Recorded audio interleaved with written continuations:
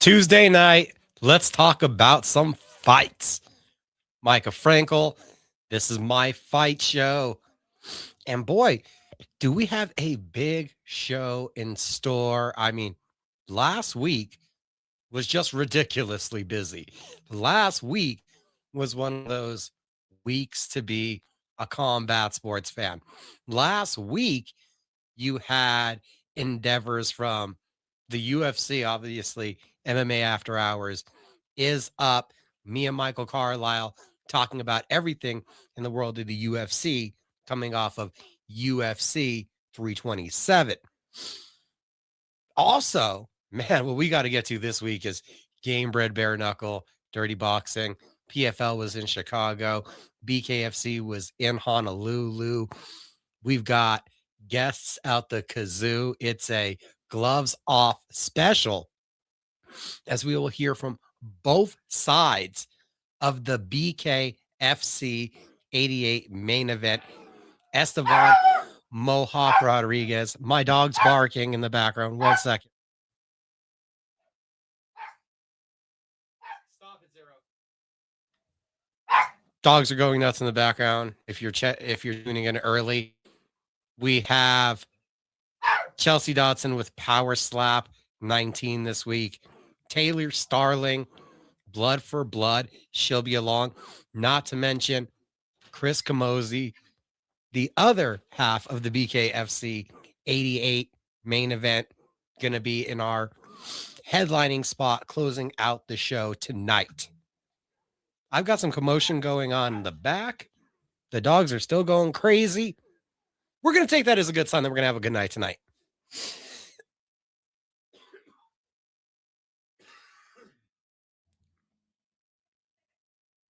What we have also to talk about, of course, news from BKFC. They're good at doing that almost every week. A PFL event early in the week we got to talk about. LFA, we haven't brought them up in a while. They are back in Lake Pryor, Minnesota. PowerSlap this week. BKB, 2 different BKFC events, and some Polish MMA. We have a ton in store. Couldn't do it without the help of a bunch of people. Robbie Ray Images. It's his hard work that makes the videos possible that are up on YouTube for the Cage Minds Fight Hour. Hello to the people turning in early. Not sure what that first comment meant, but all right. Hello. Thank you for everybody watching. We are live on Facebook, YouTube, Instagram. Every comment, every like, every share, every review infinitely helps us grow what we are doing. We're going to do what we're doing without the help of a lot of those great people that I was mentioning. Like we got a new friend, Hydrobar, here locally in Albuquerque. Best alkaline water you can get. Filtration systems. Proud to be partnered and hydrated by them. The beard is held in place and looking good thanks to the Barber R Us Beard Balm. You get that at barbergabesfades.net, where you book your appointments for Barber Gabe's Fades. You walk in locally, 100 Coors Boulevard Northwest, Coors and Central intersection. That's the Lobo Plaza. Huge store, huge show in store tonight. Like, share, and subscribe to help us get a bigger audience here as we're live every Tuesday. Our first guest will be Esteban Mohawk Rodriguez, probably about 10 to 15 minutes away before Esteban joins us. A incredibly dynamic weekend of combat sports last weekend. It wasn't just that you had the UFC, but it was the full spectrum of combat sports that were on display. Frog in my throat. Sorry, everybody. Gamebred BareKnuckle in the Dominican Republic outdoors, having to wait till the sun goes down so that you could have a proper temperature for combat sports. And I kind of wondered once upon a time, thinking to myself, with all the different combat sports that are out there right now, bare knuckle and MMA, now we got bare knuckle MMA.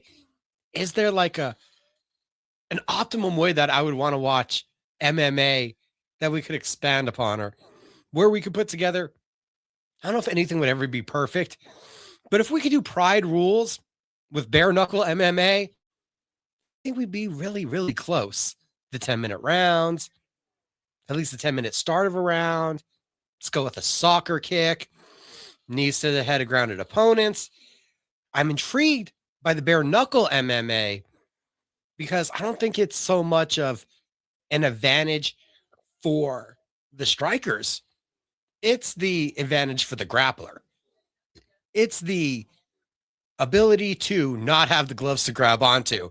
It makes getting the chokes, it makes your hand fighting so much easier. And it really, I think, is a different feel to the sport.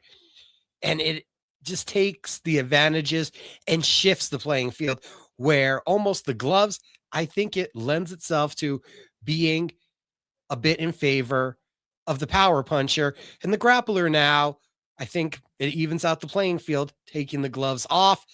You saw a dynamic, resurgent performance in the main event.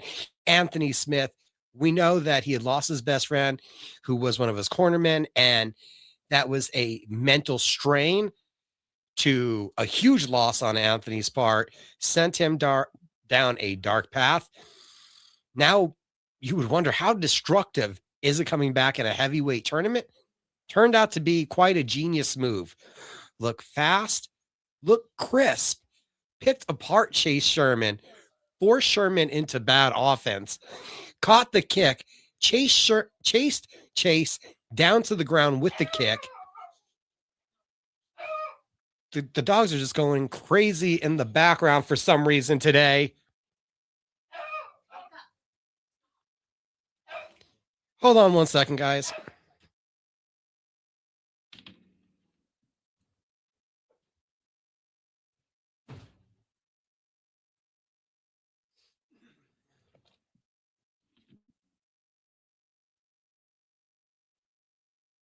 Lost all my audience.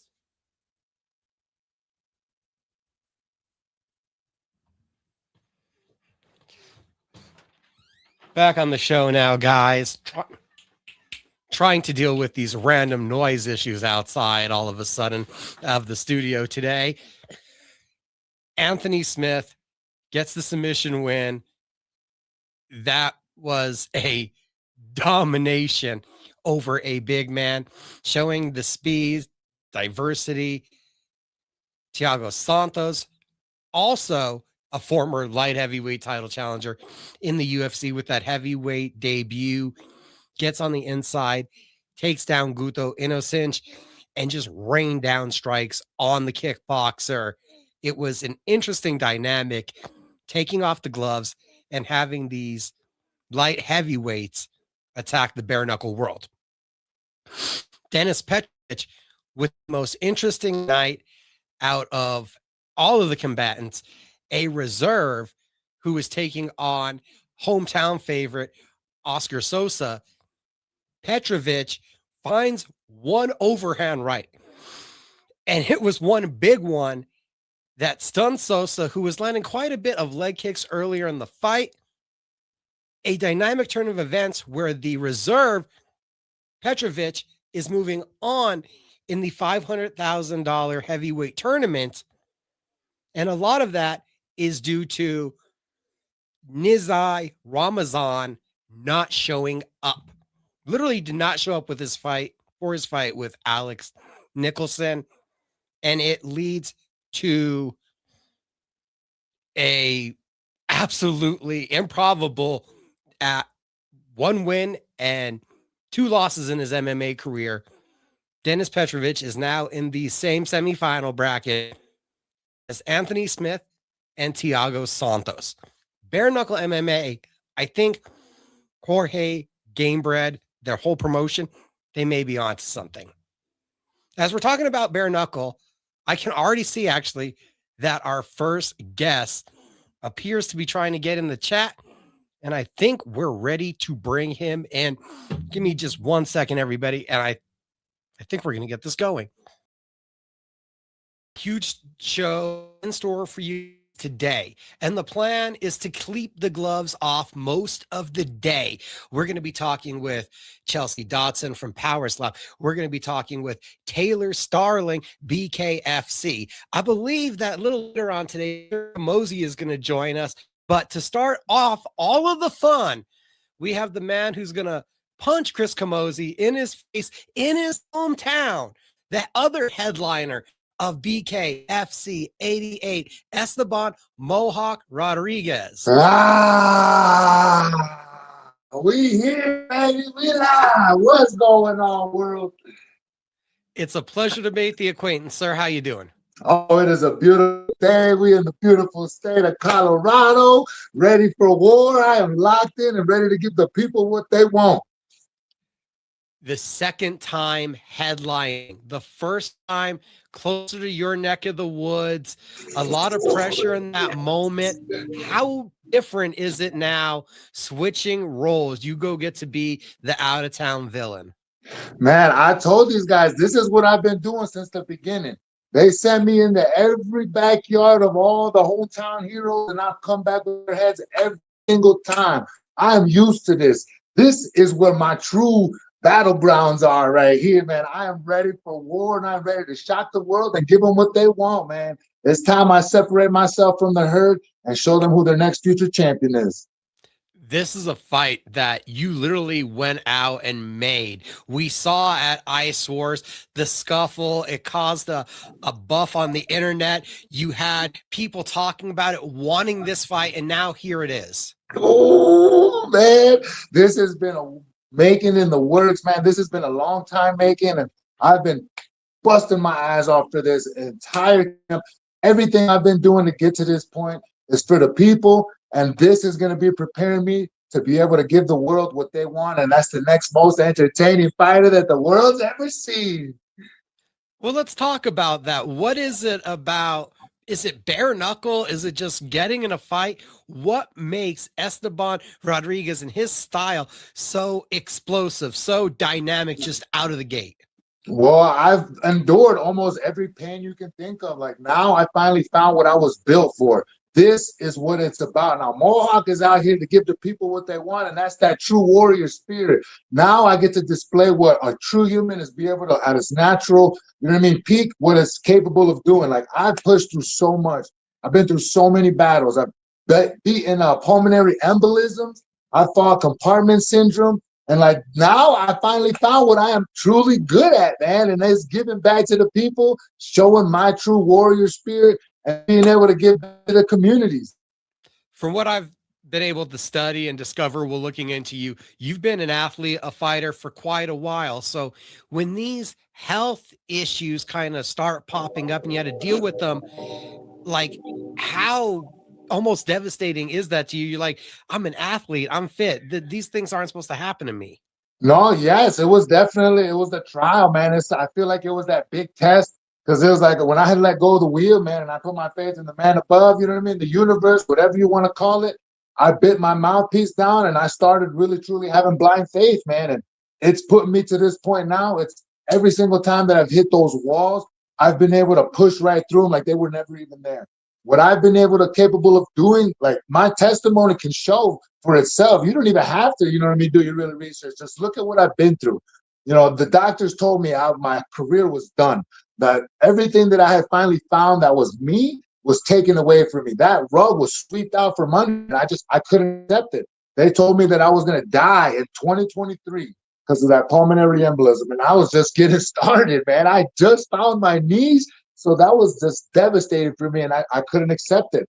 I went outside the box and I started thinking of what can I do to really target this. And I started studying the human anatomy. I did a gallon of water to make sure that the muscles were lubed up. I did beetroots to be able to open up the veins to be able to push the oxygen through. And I started studying like, well, if we can get cut on the outside, why can't we heal on the inside? You know what I mean? And they told me that the organs would never rehabilitate again. And I proved them all wrong. I've been doubted my entire career, man, and I just been one thing after the other, just proving them wrong. And I'm just getting started, man. They haven't seen nothing yet. Have you been back to the doctors? Were they in Oh, shock? yes. Oh, yes. I actually, before my Hollywood, Florida fight, July 11th last year, is when I was diagnosed with it. I was helping Jamal Hill for UFC 300.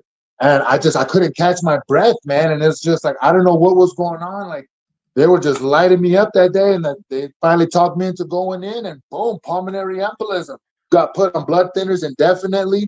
They told me everything was over with, that all the physical combat, I could get punched and completely die. And I'm like, I'll just bleed out internally. I'm like, what? Hold on. Slow your roll, doctor. Slow your roll. And nah, man, I went through the BKFC, had me see all the pulmonologists, all the pulmonary doctors. I went through all the hoops that they needed me to go through.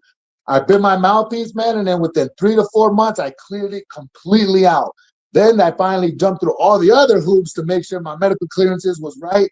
They gave me that July 11th fight in Hollywood, Florida, and I shocked the world with a 3-second knockout to make history as the second fastest knockout in combat sport history. It was so fast. It was ridiculously fast. Man, and that's what it goes to show, is that when you put blind faith in and you put the work in behind closed doors, you don't try to pump out on the social media and all this and that. You just bite your mouthpiece and put your head down and work. That's the capabilities of what it comes with. That's the possibilities right there. Like, look at how far I've come. I went out there and I did everything that everybody told me was wrong. And I went against the grain, and I said, this is it. I got to do something different. I'm not going to follow that same routine. And I did it, man. I am here. I am a living testimony to show you that it is possible. You can clear out all that stuff. You can rehabilitate an organ. And look at what I've been able to accomplish. I've been on a rampage ever since, man. And it's just been one knockout after the other, from the prelims to the main event. And now I finally get to display what I am truly capable of, because I don't even know my full potential yet. I'm just putting in the work and making sure to see that I'm getting through those fights as quickly as possible to give the best I can possibly get to the people and to be able to perform the best that I possibly can. It's a 3-fight win streak of devastation. The Keegan Vandermeer knockout, I think, opened a lot of eyes, because at that point, he had garnered a lot of hype. And then you talk about what you just went through, not to mention Julio Rodriguez, who you do that to, was also very hyped. So as you're taking out these prospects and you've already overcome all this, do you feel like slowly but surely people were taking recognition of you at that point? Oh, yeah, no, 100%. It is undeniable now. I've been telling them from the beginning, look, I am here. I'm not here for a long time. I'm here for a good time, too. It's going down like this is just the beginning of it. Like, they thought they saw something before. Whew, buckle up and don't blink, because we is just getting started. Chris Camozzi, an established combat sports vet before he even comes over. So when you see the opportunity, when the confrontation happens, is it about a name like Chris Camozzi? Is it about the fact that at that point he had the belt on his shoulder? What was it about him that was an alluring opportunity for you? He's holding my belt. I am the next future champion of the world, man, and he has got what is mine. And I'm going to give back to the people like no champion has ever done before, because I was that little kid off the block that needed help. I was that little young buck that was trying to chase a dream that nobody else helped me with. And now being able to have the support from the people, you know what I mean? All these other haters that were laughing at me, telling me I could never make it. And look where we at now, baby. Look where we at now. Like, they is not taking this away from me. This is beyond me. And this is just the start of everything, man. And I'm telling you guys, this is going to be a movement that the world is truly going to feel. I'm talking about branches. I'm talking about programs that are going to be helping actual communities and not just, putting money in people's pockets.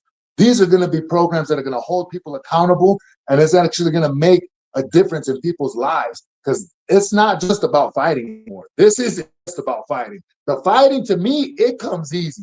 The hard part is doing in the training, stopping and eating my donuts. You know what I mean? I love my donuts. I love my food, and this man is going to pay dearly for making me put all that on halt. You know what I mean?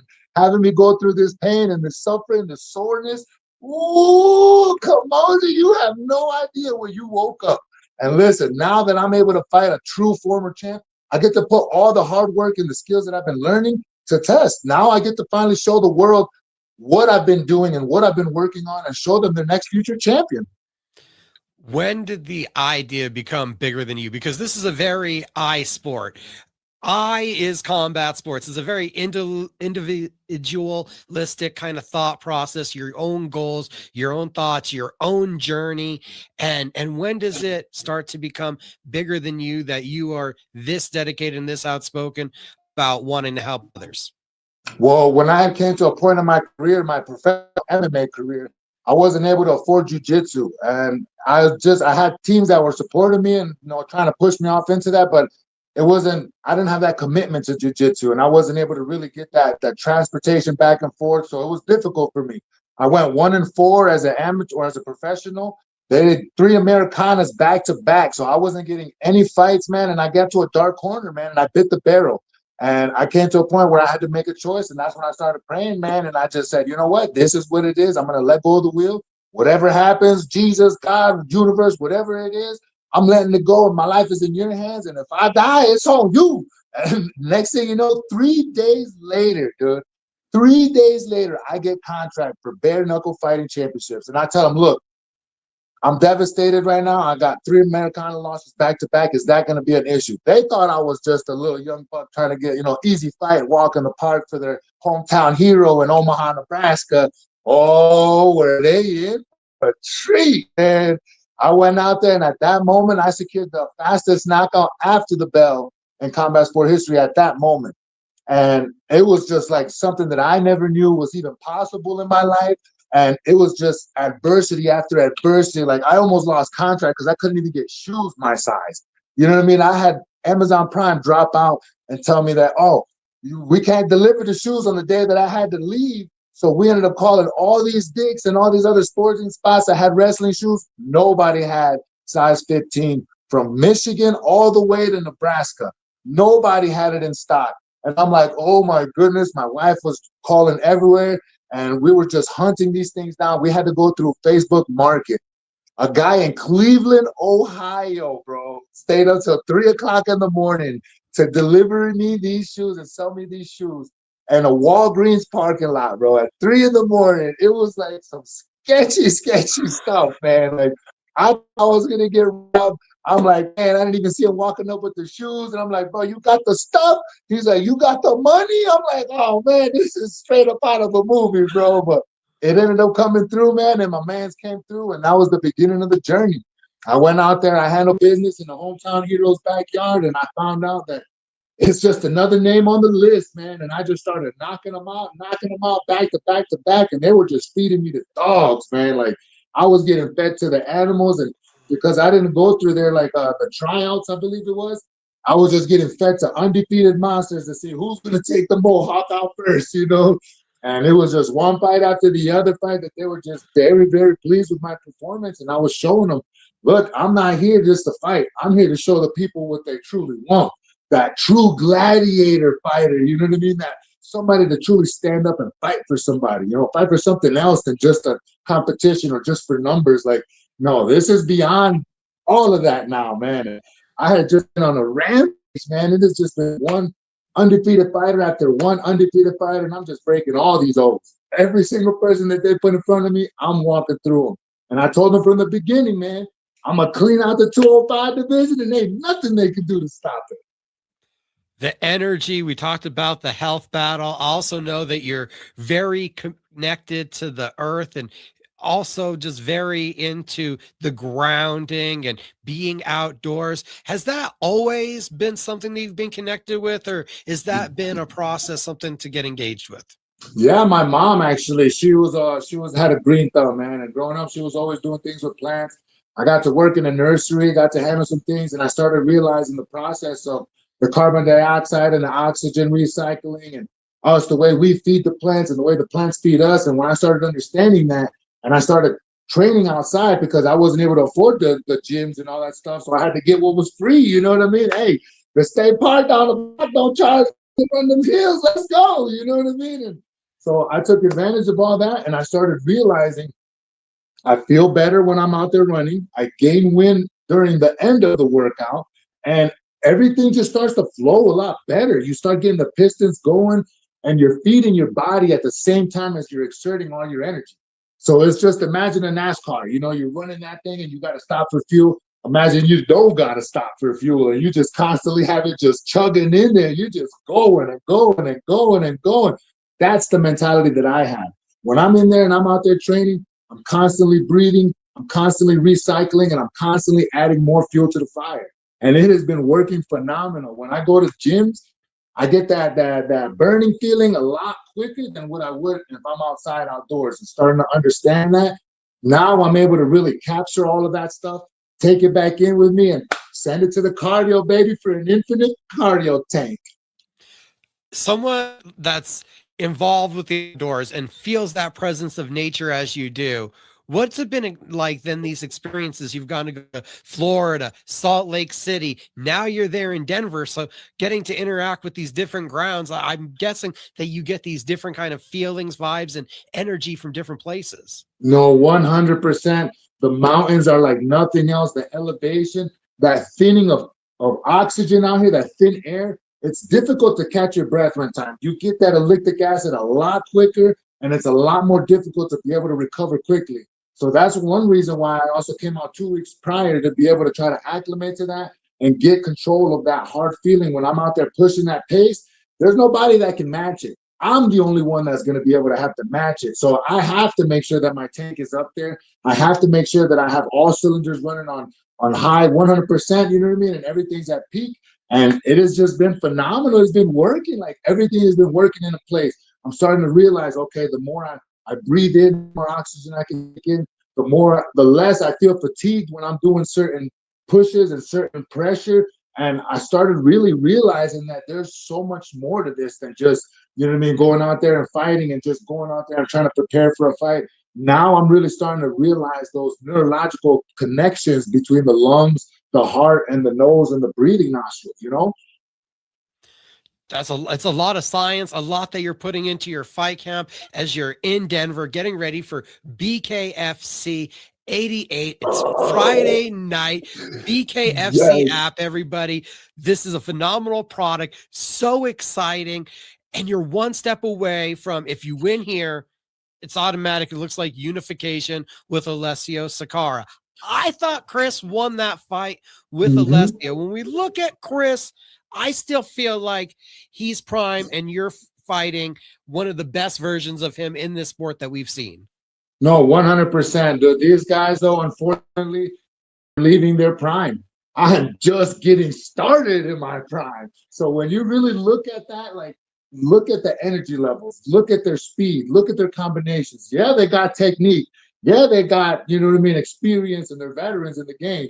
But what happens when they meet a hungry lion that's dangerous? You know what I mean? Like, I don't care about that experience. I don't care about all those numbers. When you step in the ring with me, I'm testing those true instincts. I'm going in there and I'm going to see what your true warrior spirit is. Are you going to crumble, or are you going to stand up and fight? You know, that's what I want to try to give the people. And I want to show and expose everybody out there that's truly trying to chase this. Or are you just a competitor in the game? You know what I mean? And like, this weekend, we're going to test to see if Camozzi is truly a champion, or is he just a competitor? You know what I mean? Because you got athletes in this game, you got competitors in this game, then you got me. And that's a whole different level right there. And that, this weekend, he is going to feel that. There's no ifs, ands, or buts about it. I'm going to separate myself from the herd. With thinking you're the next level, that next level above, has there been evolutions to the training process with bare knuckle? You're now heading into the 6th fight that you're having with the company. So I got to figure training has definitely had to evolve from, as we saw guys started out just kind of punching things to make their knuckles harder and whatnot. How has your evolution in the gym been? Yes, I mean, like, getting into this game, like, I had MMA background, but I had no boxing experience. So I'm just getting started, and I'm just learning this game. So just imagine, I started with footwork. All right, if I could start getting my footwork under me, maybe I could start moving around. Then I started learning angles. Then I started learning, you know, you can see my fights progressing differently each fight. When I finally fought the former champion, the 185 champ, Jomi Escoboza, man, that was one of the greatest fights of my life. And that was the one that really set the foundation, because I went 5 rounds toe to toe with this man, constant pressure. He's been the only fighter in the world in my life that has ever made it out of a fight with me. And I'm telling you this, like, if I didn't win, it was by knockout. And if I didn't win, it was an Americana loss, unfortunately. Now that I'm doing bare knuckle boxing, they have no choice but to answer to these. You know what I mean? So these puppies right here, when they get let loose, they let loose. You know what I mean? So he was the only fighter to push through, fight back. And once I had that loss, it broke me. I learned I can never leave it in the judges' hands again. Never again will I ever leave it in the judges' hands. Anytime that those judges come in, give them the night off, Bob. Don't even worry about it. It's going to be a quick day in the office. You know what I mean? And I went through, and I've learned, you know what I mean? I went back to his gym. I learned from him, and I had to start, you know what? I bit my mouthpiece, and I let my ego go, and I said, I'm going to go to where I lost, and that's where I'm going to build my foundation. And, dude, it has been phenomenal ever since, man. I had just been rampage. Hey, fight after the night, knockout after the night. You know, another performance of the night. Like right now, I have four awards back to back to back. There is no denying this. I am the next most entertaining fighter, and I'm gonna go out there and prove it this weekend again. I'm either gonna get fight of the night, I'm either gonna get performance of the night, or we getting knockout of the night. He's a former champion, so I'm hoping any one of those is coming home with us. So I'll definitely be breaking either the most punches thrown in the 205, or else I'm coming out with the fastest knockout again. Anyone ever told you the energy is infectious?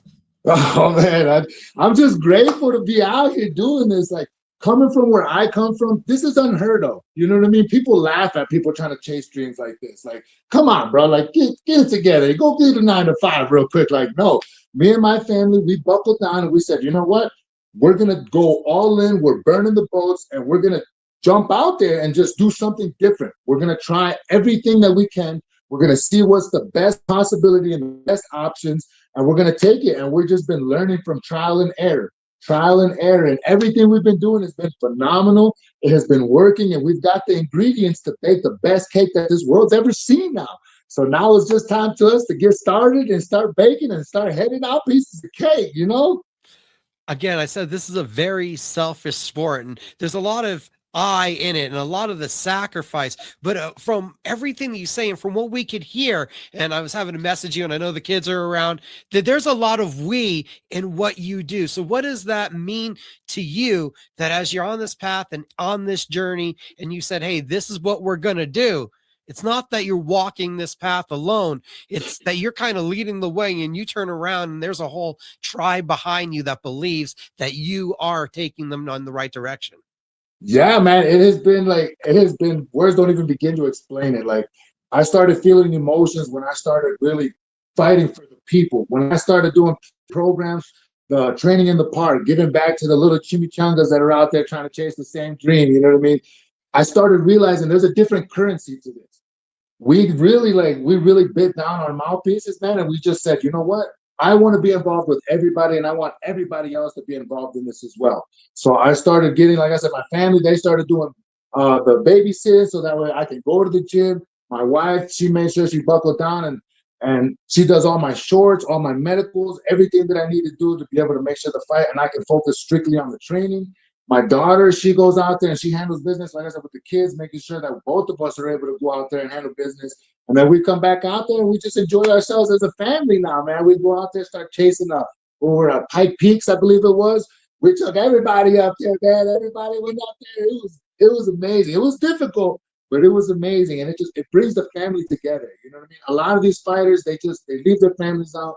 Then they deal with problems later on that, oh, you were there because you were trying too hard, or you were never there for me because you were always working. And I don't want my kids to grow up with that. I want my kids to be able to grow up and say, damn, my dad was putting in work and he went out there and made it look easy. You know what I mean? Like, train hard to fight easy is my motto.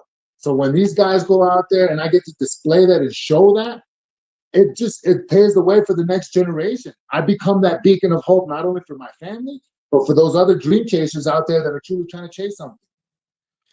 Friday night, BKFC 88, Esteban Rodriguez Appreciate you so much. Thank you for the time today. No, thank you. You guys are amazing. You guys are the MVP for putting us out there. All the people that are watching, tune in April 17th because we going to war, baby. It's going to be the most legendary fight that Colorado has ever seen. So buckle up, everybody, and don't blink.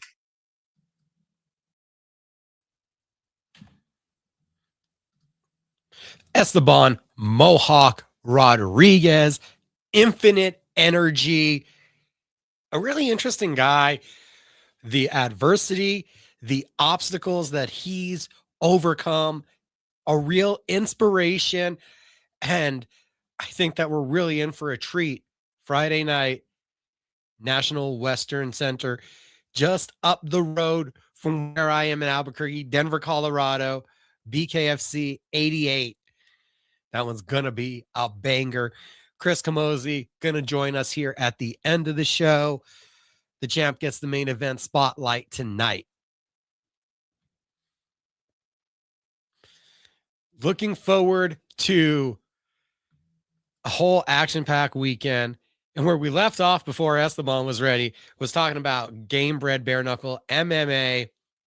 I'm telling you, seeing Anthony Smith, Thiago Santos, spectacular heavyweight debuts, taking off the gloves, it speaks volumes about what experience, what fight IQ, and what having a well-sharpened sword on both sides really means, because a dull blade only having limited attributes. You think heavyweight's the bigger guy, the stronger guy.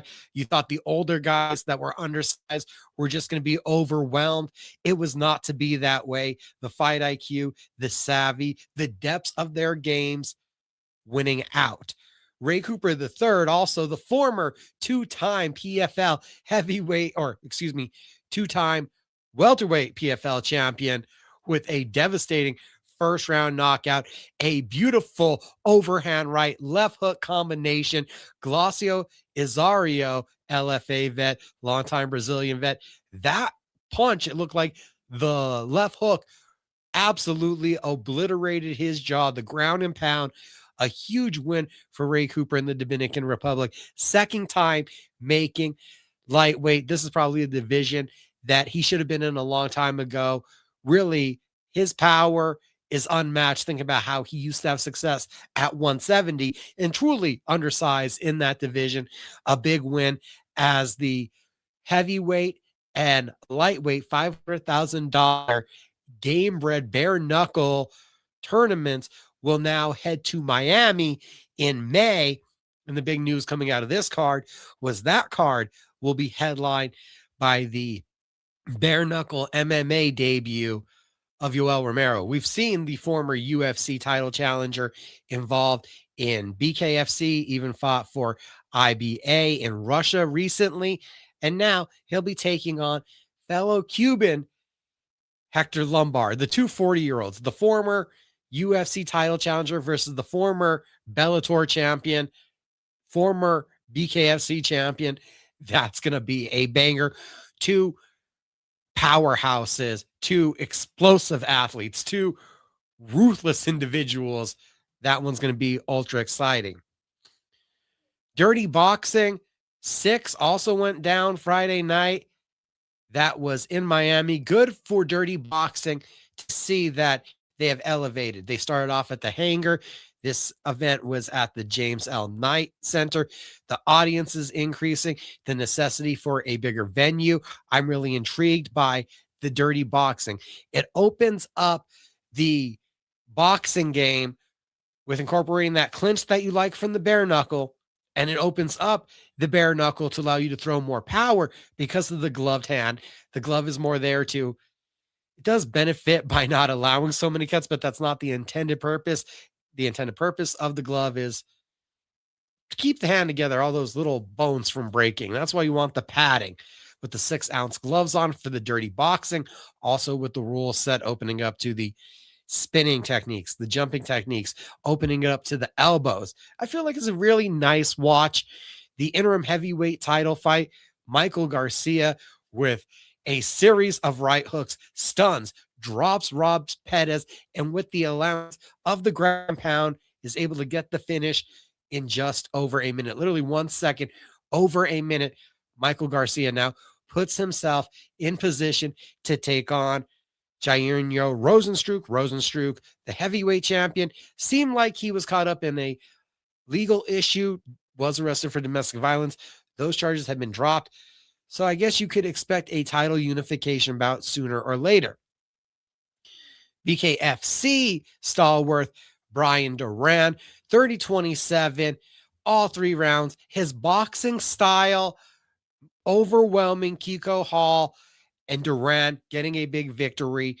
The cash cow, even showing up at UFC 327, he is doing all he can to make the promotional push that he is a celebrity, that next level star, and that's what he believes will earn him the title shot with Kai Stewart. Kai Stewart is looking for the biggest financial opportunity possible. So when you're thinking, is it going to be Edgar Palazzola? Is it going to be Brian Duran? Is it going to be Harry Gigliotti? You would think that Brian Duran does have the inside track, having the biggest social media following, the AI generated videos that are coming together as he's promoting dirty boxing, as he's getting ready for his fights. I think that his star power is going to outshine the other two and could earn that rematch with Kai Stewart, especially with the thought process of Dave Feldman wanting to take BKFC to a bigger venue. They will be back in Hollywood, Florida, June 4th. Breaking news today that Julian Let Me Bang Lang, the former welterweight champion, will meet Bryce Baby Yaga Henry in the main event of that card. I wouldn't be surprised with talks of a event a month or two after that being a 35 to 40,000 seat arena, that a Kai Stewart fight, a Leonardo Perdomo fighting for the world title, having multiple title fights would be the best sales pitch for a massive event. So I wouldn't be surprised if Brian Duran is doing a world of good to line himself up across from Kai Stewart and earn that rematch. 6'7" versus 6'6", and it was not at heavyweight. In DBX6, in the middleweight division, a stunning left body shot. Adam Progress is going to be someone to pay attention to and a name to keep in the back of your head. A vicious body shot. He's a kickboxer, a Muay Thai fighter, wants to be a UFC champion. This is a good platform to get noticed, and we'll see what it's like when the 6'7" Adam Progress has to deal with an American wrestler. But for right now, I really like what I'm seeing out of him in a striking-centric art form.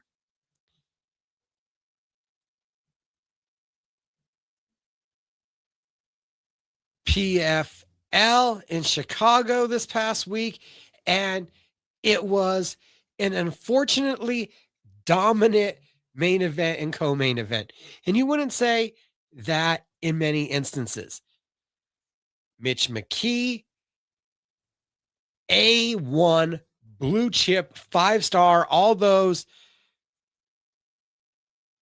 that you would want to put on a next level prospect. And he delivers in what we knew his base game was.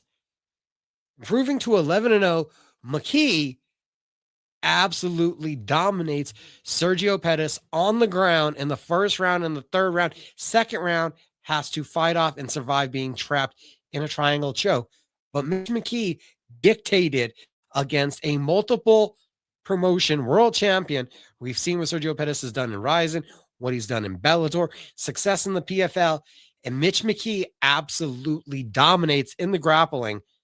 Unfortunately, not the most fan-friendly style, but a dominant victory over who was number 1 ranked in the PFL system, Mitch McKee.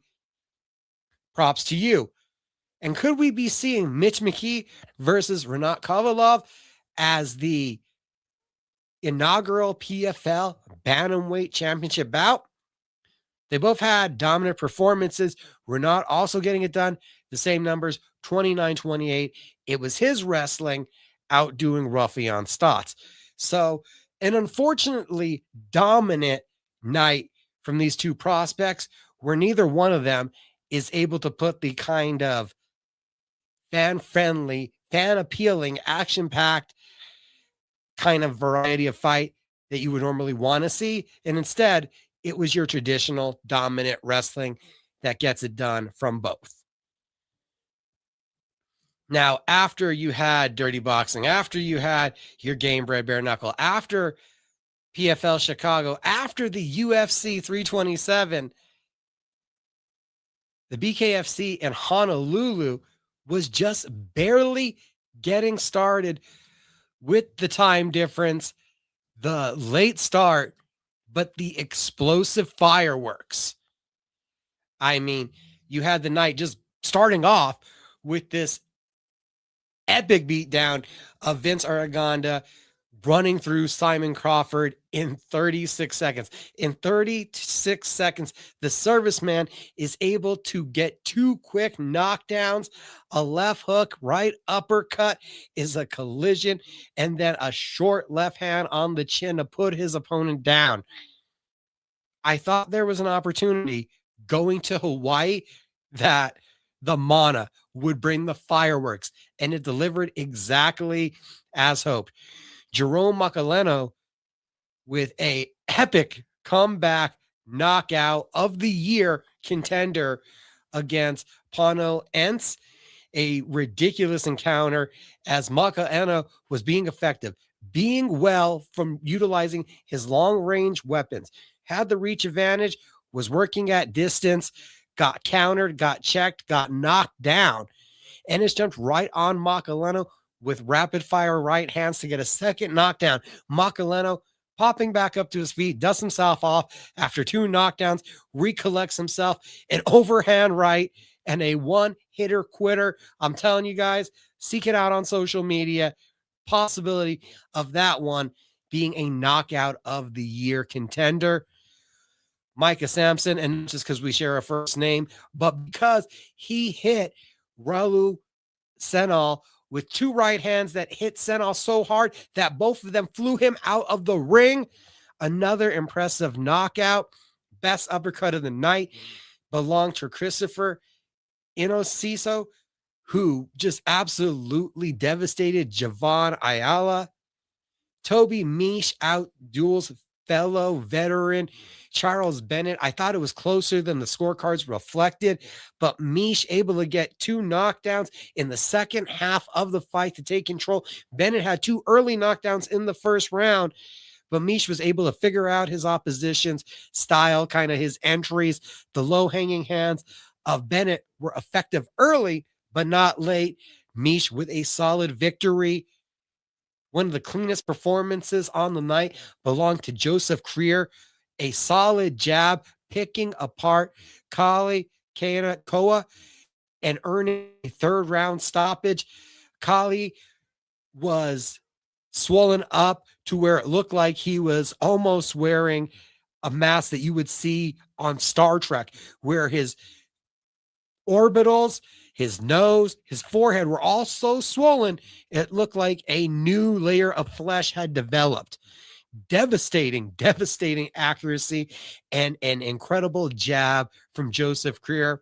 And the main event belonged to Doug Coltrane, spoiling what was a great night for most of the Hawaiians, as Maki Pitolo, who started out aggressive, coming out hard. It's all about accuracy in this game, and one well-placed jab to the eye is all that was needed. Coltrane putting Pitolo down. First win for Coltrane, a former title challenger, getting back in the win column. It's taken since 2023 to get the hand raised. He does it in the beautiful backdrop of Hawaii. And talk about BKFC Fight Club for BareKnuckle to be able to cultivate and find new young talent. Just keep taking shows to Hawaii, because there are more than a few names with Christopher Innocent, with Jerome Macaleno, with Vincent Aragana that I would love to see back inside the ring very, very quickly. BKFC with a 2-event weekend coming up, as Friday night, it's BKFC 88. And then just a couple hours later, the sun won't even be back up before BKFC Australia is underway on the app. We're going to have previews of both of those. When we're talking about BKFC, other news today, April 24th, Clearwater, the OC Roadhouse. That main event has changed. No longer Connor Cook versus Jared Warden. Instead, you get Quentin Gaskins versus Matt Guyman. Ryan Reber, Josh Oxidine still on the card. Looking forward to that one in Clearwater. This week, the action starts early this week with, in just 2 days, the PFL going down from Belfast, Ireland. The main event on short notice, Drog Kelly, the Irishman, is replacing Paul Hughes to jump into that main event spotlight, taking on the top 10 ranked JJ Wilson from New Zealand. This goes from a showcase fight for Paul Kelly to a high risk, high opportunity situation for Drog Kelly. Wilson stays in the headlining space, but now has to face an unbeaten prospect. And I don't know if there's a lot of similarities between Kelly's game and Paul Hughes' game. Either way, it's a home game in the main event and a road game for Wilson. How much pressure does that add now to the younger Kelly that he gets his first PFL main event headliner? Short notice. Does that almost take away some of the nerves? You got a strong grappler in Wilson who's composed under pressure because he's been there. He's done that. He's been through deep waters and tough fights. Kelly's unbeaten, has momentum, is an aggressive striker. I don't know if he's the same caliber as Paul Hughes, but will be the massive crowd favorite. In the co-main event, you also see the massive crowd favorite for the former Cage Warriors and UFC vet, Rhys McKee, making his PFL debut after 2 stints unsuccessfully with the UFC. Takes on Alex Lore. Ups and downs, but each time he leaves the UFC, we see a better version of Rhys McKee develop. A boxing-centric, technical boxer with the experience edge, where Lore has athletic bursts and it's a bit more a now finisher.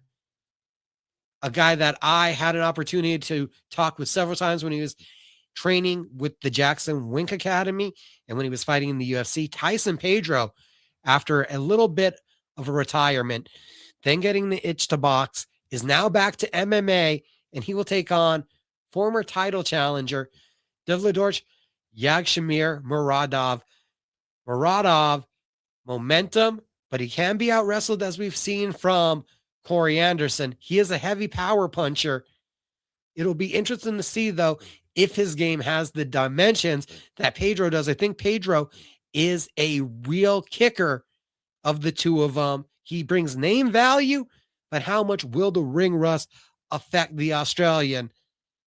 That's the PFL Thursday from Australia. And as I'm saying that, we're going to have some PowerSlap Friday. And what better way to segue into that conversation than with our next guest? Keeping in the theme of today's episode, where we're totally going ungloved, a lot of bare knuckle. We're even diving into PowerSlap because there's somebody that I know that was so excited about the new deal between MGM and PowerSlap, because our friend of the show who's been here before, pro wrestler slapper Chelsea, gets to slap at the Chelsea, and she was so excited to talk about it. Chelsea Dodson, how you doing? Hey, I'm good. How are you? I'm doing good. You're about to slap here in a couple days. How exciting is that? I'm so pumped. Hear me out. Chelsea at the Chelsea gets the first slap at the Chelsea. So it's all lining up. I'm excited.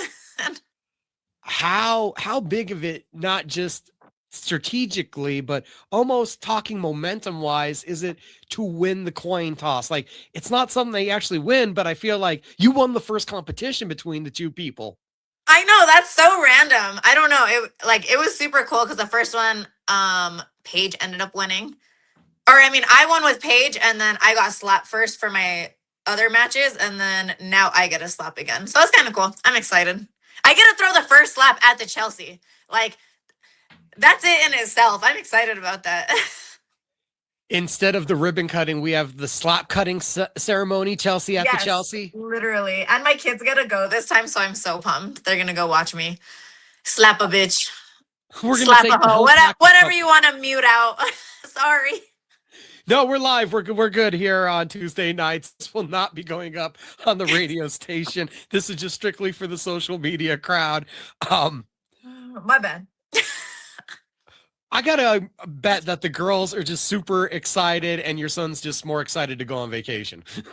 Literally to a T what you just said. It wasn't even like, he's like, well, my friend's going to be there. And I'm like, oh my gosh, dude, like, you're not excited to go watch me slap. And the youngest, she's like, Mom, I'm going to yell like this. Let's go, Mom. Like, she was screaming. And I was like, I cannot wait. Like, it's going to be like, everything's falling into place exactly how we wanted it to. My kids get to go. My daughters are way excited. You know, they're fight fans in general. So what does this mean for you? They've watched you do it and now they're going to be there live. Like, how does that feel? What thoughts have went through your head? It's a very special moment in my life because, one, I love PowerSlap like so much in general as to why my nose got broken and I want to go back up there and go compete again.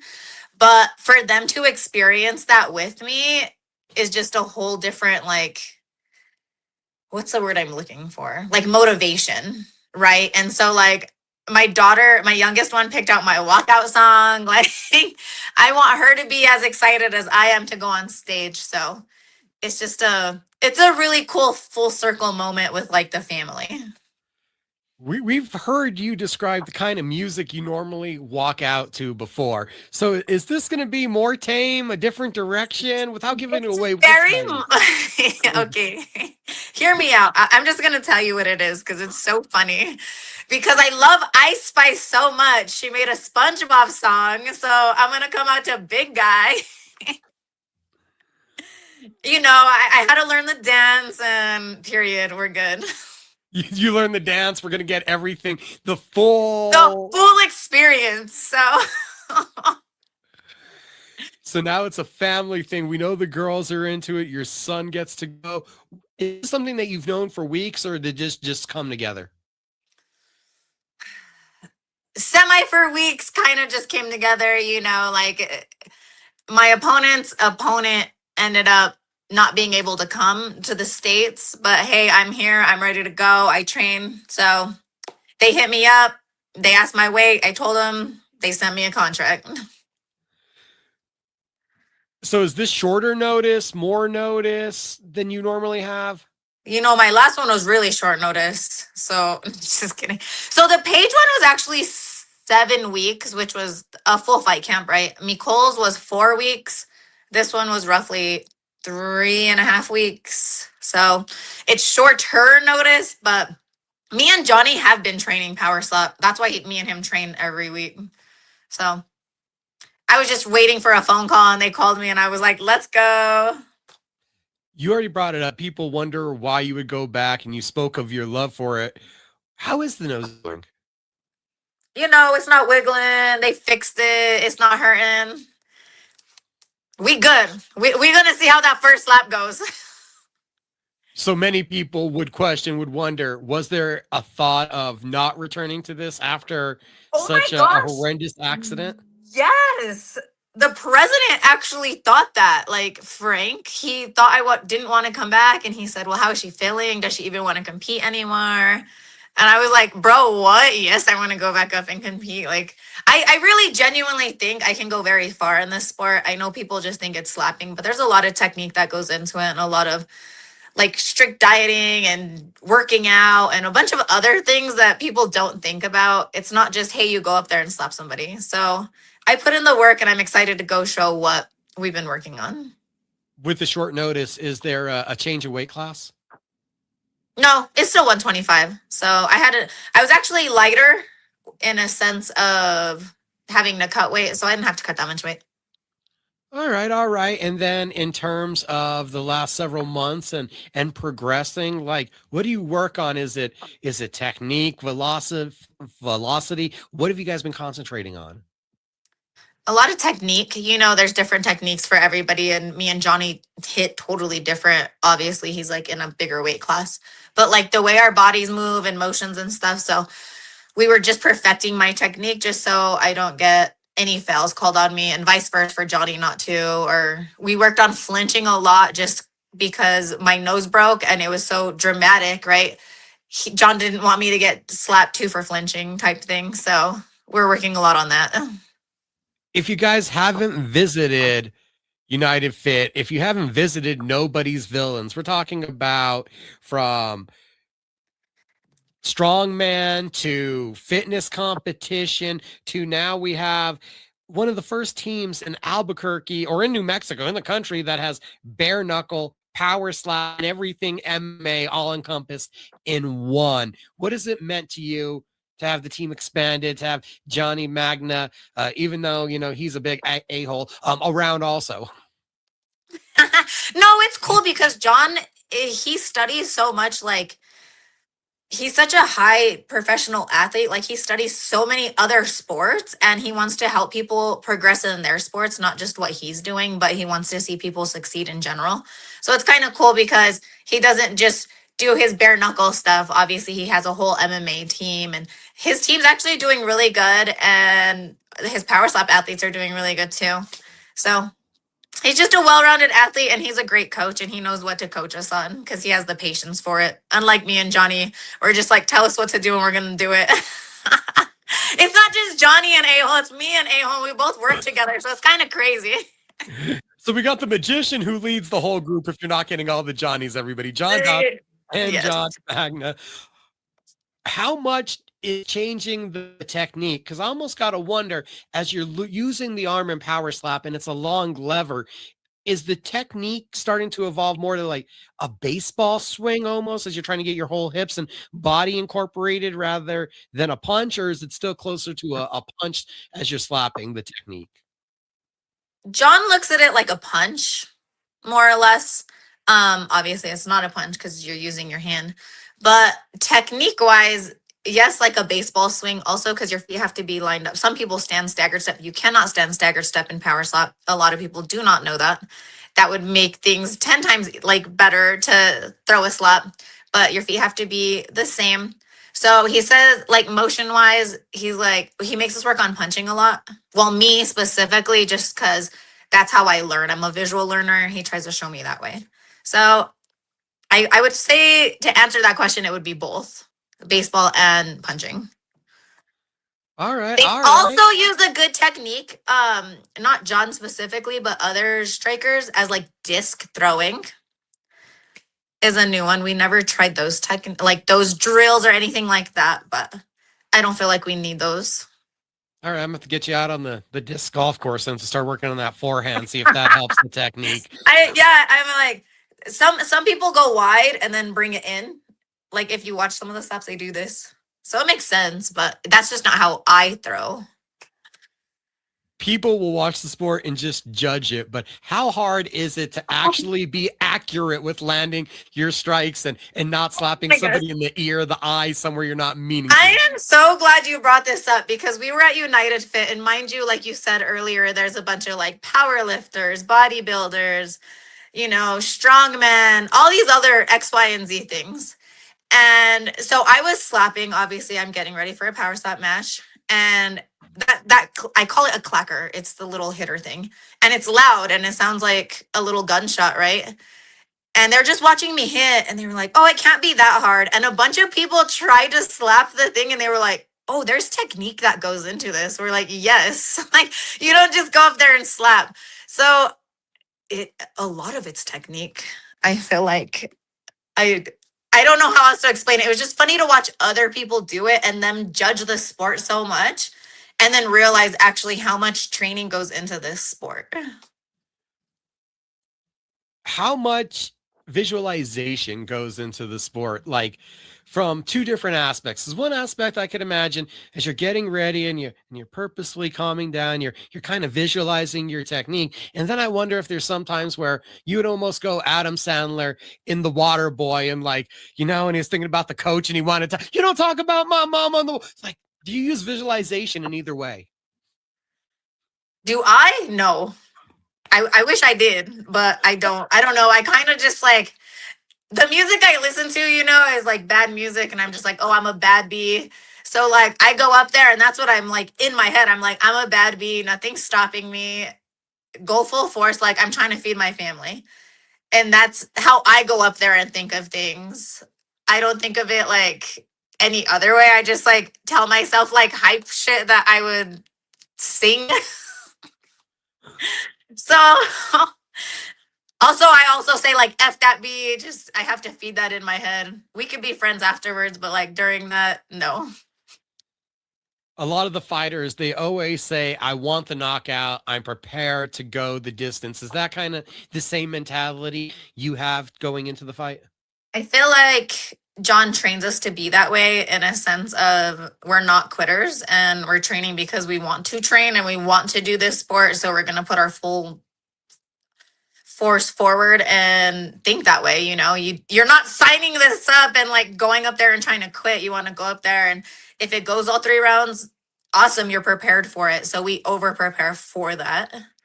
And if we get the knockout, obviously we do training for strength. So if we get the knockout, that's awesome. Like Johnny got a knockout. He didn't even get slapped last time. Like he got the knockout. So it's a lot of training and technique and power and mindset pretty much. Do you, going into the fight, do you look at your opponent? Because I know you're a student of the game, so you're already watching as much stuff as you can, but do you even look at like your opponents? Because this isn't the traditional sport where I'd say, hey, are you gauging your opponent? Like if it's their time to slap, you got to let them hit you. Do you even look at any characteristics of your opponent? We watch our opponents. John, like we watch their technique. We watch how they react to slaps. We watch their movement. A lot has to do with their movement in general.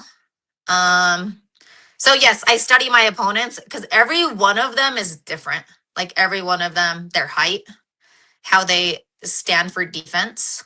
Like this is stuff you wouldn't think about from the outside looking in, right? But say like, for instance, Nicole, she's shorter than me, but she wore like big old shoes. And in my head, I thought she was shorter than me, or not. In my head, I thought she was going to be shorter on stage, but she wore big old shoes. So she was actually taller than me. So like what I was training wasn't what went into the fight. Right, because you're getting used to that height so you can gauge where the chin is and get your level. And then when it changes. She threw me off because 4 inches is a lot, like slap wise. So like I was having to squat a little bit more down, but I felt like that was a good match for me to study. Paige, that was my first one. That was kind of a weird, she's taller than me too. My opponent's taller than me this round also. So I'm kind of, I guess I'm just a shorty. Are you kind of getting used to it now that you've had to deal with it 3 times, that different height? Yeah, it's kind of cool being the shorter person, only because like it sucks, but it's also cool because I don't have like expectations of like fighting somebody shorter. Nicole threw me off when she wore her shoes, but it's harder to slap shorter people. You got to think because their chin's lower, right? Yeah, so slapping down's got to be a little more awkward. Well, you're slapping here versus slapping up. So that's just something different and unique about it. Friday night, you get to slap Chelsea at the Chelsea, all this excitement. The fans are there, the lights, the new venue, and you took a little bit of time today to talk with us about it. I really appreciate you. Thank you for having me. I appreciate it. Oh, and I guess real quick, we should also throw in, you guys can also see Chelsea May 2nd, Duke City Championship Wrestling. We got Birthday Bash number 3 at the El Rey Theater. Want to tease anybody or give away anything? Anybody plan to slap that night, maybe? Bro, I've been trying to slap Robbie, and he won't let me. So whatever, I'm gonna slap him one day. Chelsea's got plans. If you show up to Duke City Championship Wrestling, you might get slapped. If you sign up again on the podium, you will definitely get slapped by her. Chelsea Dodson, we always appreciate you. Bye.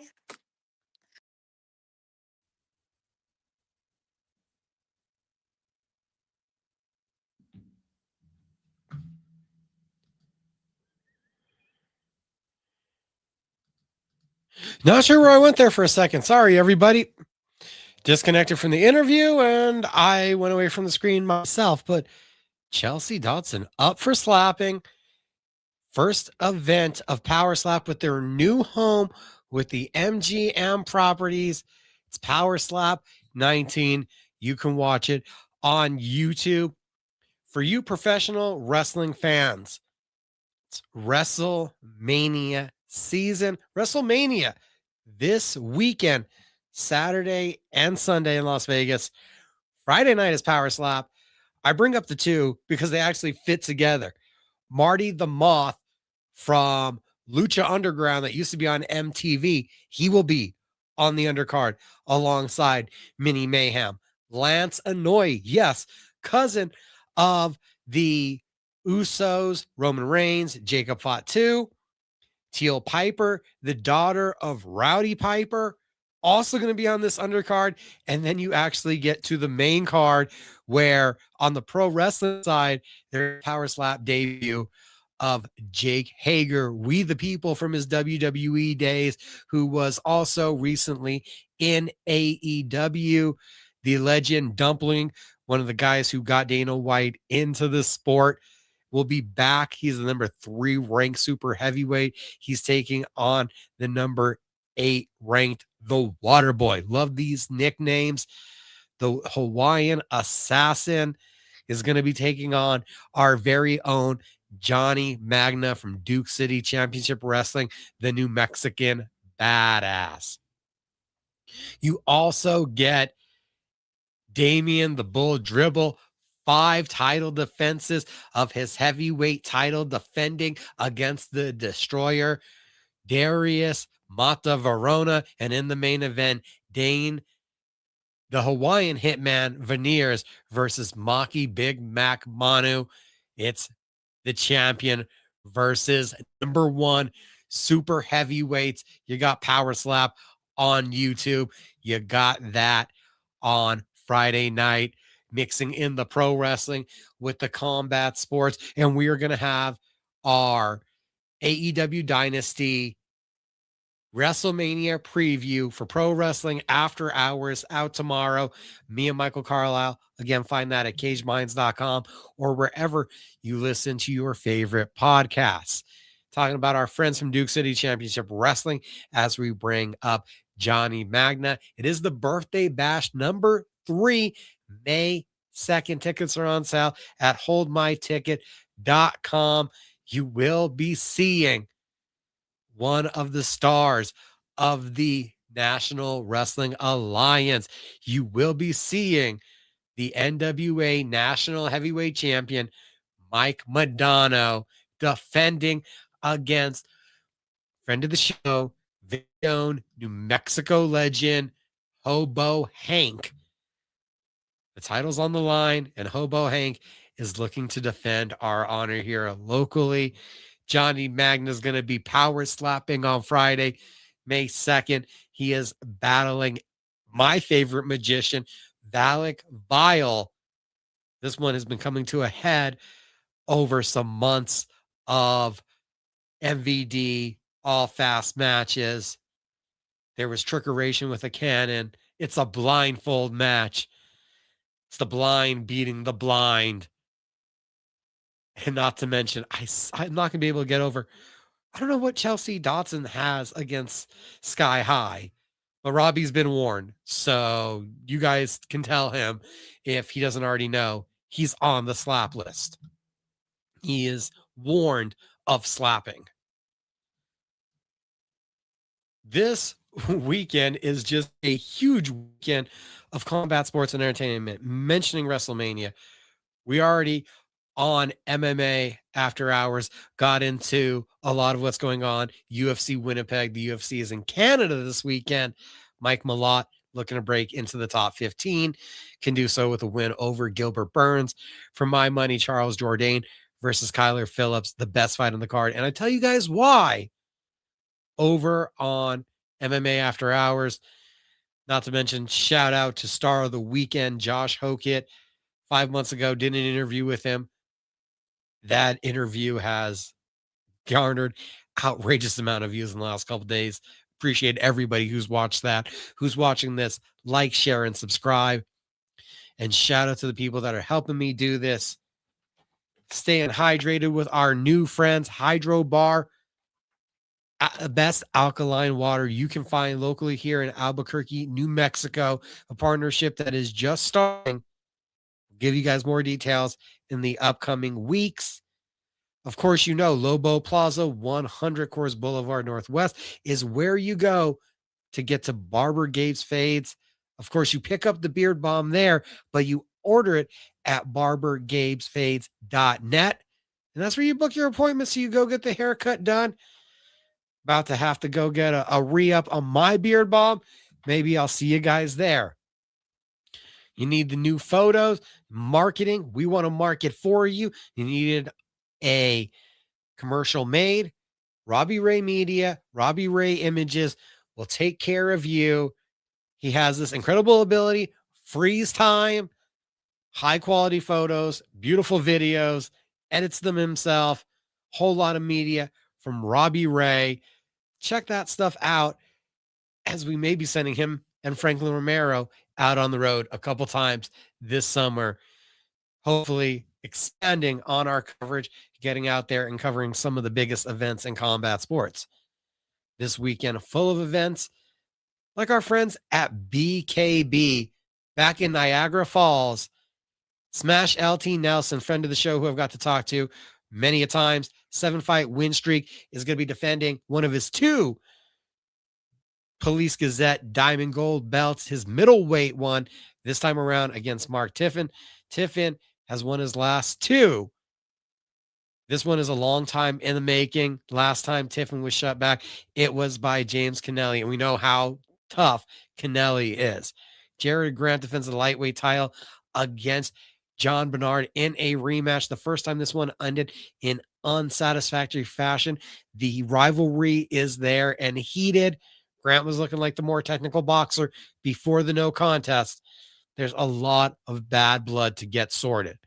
The card is also going to feature names like Brock Weaver, Roberto Duran Jr., who we've seen box here in Albuquerque, New Mexico, Jackson Wink's own UFC vet. One more time as a super heavyweight, Juan the Kraken Adams takes on Nate Roberts. Whether it's been pretty or not, it's been effective. Juan Adams has kept on chugging inside of the Trigon. And Zion Tomlinson Sr.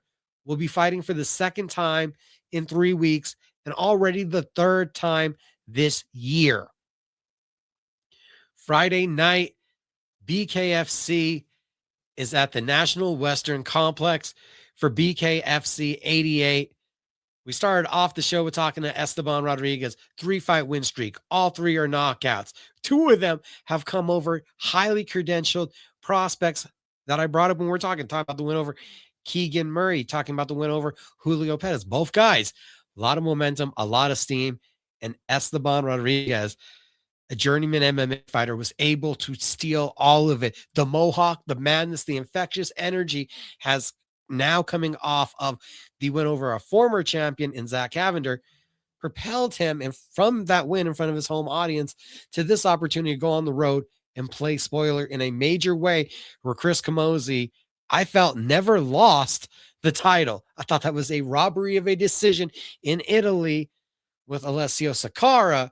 Chris Camozzi gets an opportunity to win back the interim title. And there's a lot of speculation from BKFC that they haven't heard from Alessio Sakara since that incident, and the cruiserweight division could be wide open. The card will also see at lightweight Elvin Brito, former welterweight champion who has reinvented himself now down a weight class. That was a great debut at lightweight. He takes on Ramiro Figueroa. Figueroa, one loss so far in bare knuckle. The 3 wins had him on the cusp of going from prospect to contender. He looks to rebound and do it in an emphatic way against a real bona fide name in this division. Heavyweights are on the card. Local to the area, Josh Copeland, who I've seen in some absolute wars. It was a bloody brawl with Ben Rothwell. He'll now be going against Corey Willis. Willis lost to Leonardo Perdomo, but it took several knockdowns. Perdomo's usually one hitting, quitting guys. And even though it didn't get out of the first round, Corey Willis took a beating that people did not expect. So this one is a whole lot of grit and toughness.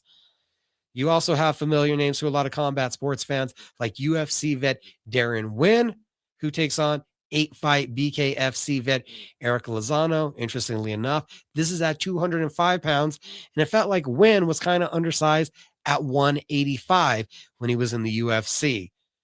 Josh Fram, coming off a big win at PFL Pittsburgh, is going to be making his BKFC debut. He's taking on Jared Torgensen. Absolutely excited. Each time that BKFC has been to Colorado, they've delivered dynamic knockouts. It's been a whole ton of fun. So I look forward to seeing what they offer up on Friday night. Friday night, you also get some MMA action with LFA 231. That's over on Vice TV, taking place Lake Pryor, Minnesota. A card full of top prospects. You know, LFA is the number 1 feeder to the UFC. Main event, the brother of UFC fighter Miles Johns, Elijah Johns, 10-3 from prospect to now vet, taking on Tanner Tremblay. Tremblay 6-0 with all 6 wins by submission. Position and ground and pound wrestler versus savvy grappler looking to get for the submissions. That comes for you Friday night. The action of Fast and Furious, whether it's BKFC, BKB, PowerSlap, or LFA this Friday night. Stepping away from Friday night, but still keeping the eye focused on the action, I think we're almost ready for Taylor Starling. I believe that we're seeing a thumbs up, getting ready for our next great guest. My Fight Show is now going to welcome in a guest that, when I tell you, I have been trying to hunt down this frequent guest of ours who's not as frequent as I've been trying to get her on this show. I'm trying to make this interview happen since, well, Knuckle Mania, but I'm always happy to hear from Taylor Starling. How you doing? Oh my gosh, I'm so happy to be here. I'm sorry. I'm hard to pin down, I know. The busiest woman in bare knuckle. I don't even think that's stretching it. It's not. I am always on the go, but I always come back around. Especially for you, I always come back around. Oh no, we appreciate you. I just had to give you that little bit of grief, but really I was like, you know, I had like a whole set of questions for Taylor, but those are 2 months ago, so I don't even know if we need to bring those up anymore. It's been 2 months. It's the fact that it's been 2 months is really crazy. I'm so sorry, but you know, I will come. It just, I don't know. It'll happen. We just don't know when it'll happen. All right, so maybe one of those questions is relevant. What was it like, the atmosphere, being in Philadelphia, being a media member at Knuckle Mania? 'Cause you've been there as a fighter, but what was it like with all of your side tasks and getting in the crowd and feeling that energy? Oh my gosh, I love being in Philly. Philly is amazing. Philly is a city that goes harder. I mean, I've lived in Albuquerque most of my life. I've been in Florida. I've been all over the place, but Philly is another place that just goes so hard. So the energy is always through the roof, and the people are wild. They're ready to fight at any moment. The fights are going on. They're trying to make fights in the crowd. It was crazy. I was right in the middle of the Mike Perry scuffle, so I had to defend myself, make sure I didn't get a chair thrown at me. It was crazy. But it's awesome. It's the best. It's what makes bare knuckle so great. I feel like way too judgmental because I love bare knuckle, but seeing that almost reaction that you want, you need of how passionate the crowd is, but I almost feel like, is this too passionate? Like, we know this is an ECW crowd, but when we're talking about the 2300 arena versus Wells Fargo, it might be a little too chaotic to have BKFC in that city. Oh, it's insane. Those people are ready to fight. They are waiting for someone to say anything bad against Philadelphia or anything bad about the Birds so that they can just swing on each other. I think they go there trying to fight. They just all need contracts. Philadelphia, we need more tryouts there because those people love to fight.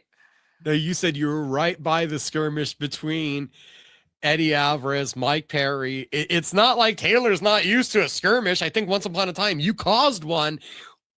What were you thinking as it happened? Did you see it unfolding?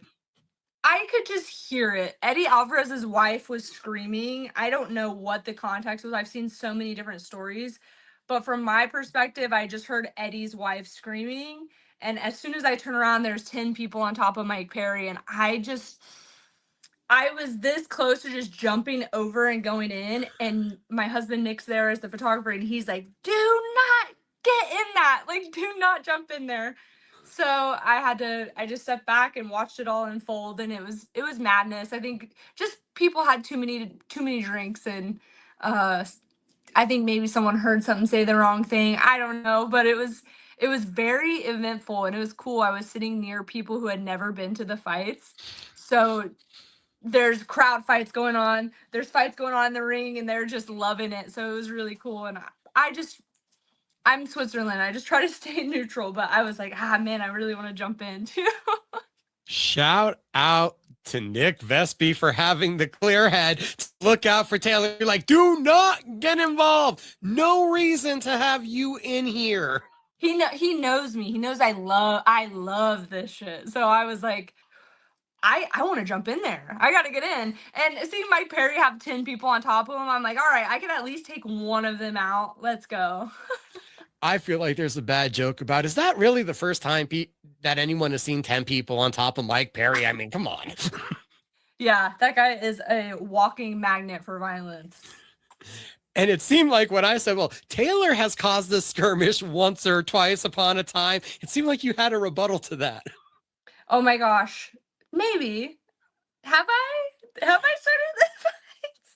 Well, at least once when you walked up on Christine, and then unfortunately it took so many security guards that it looked like a skirmish. That's funny. That was like staged, so I don't really count it as that. But I'm known to start a scuffle or two.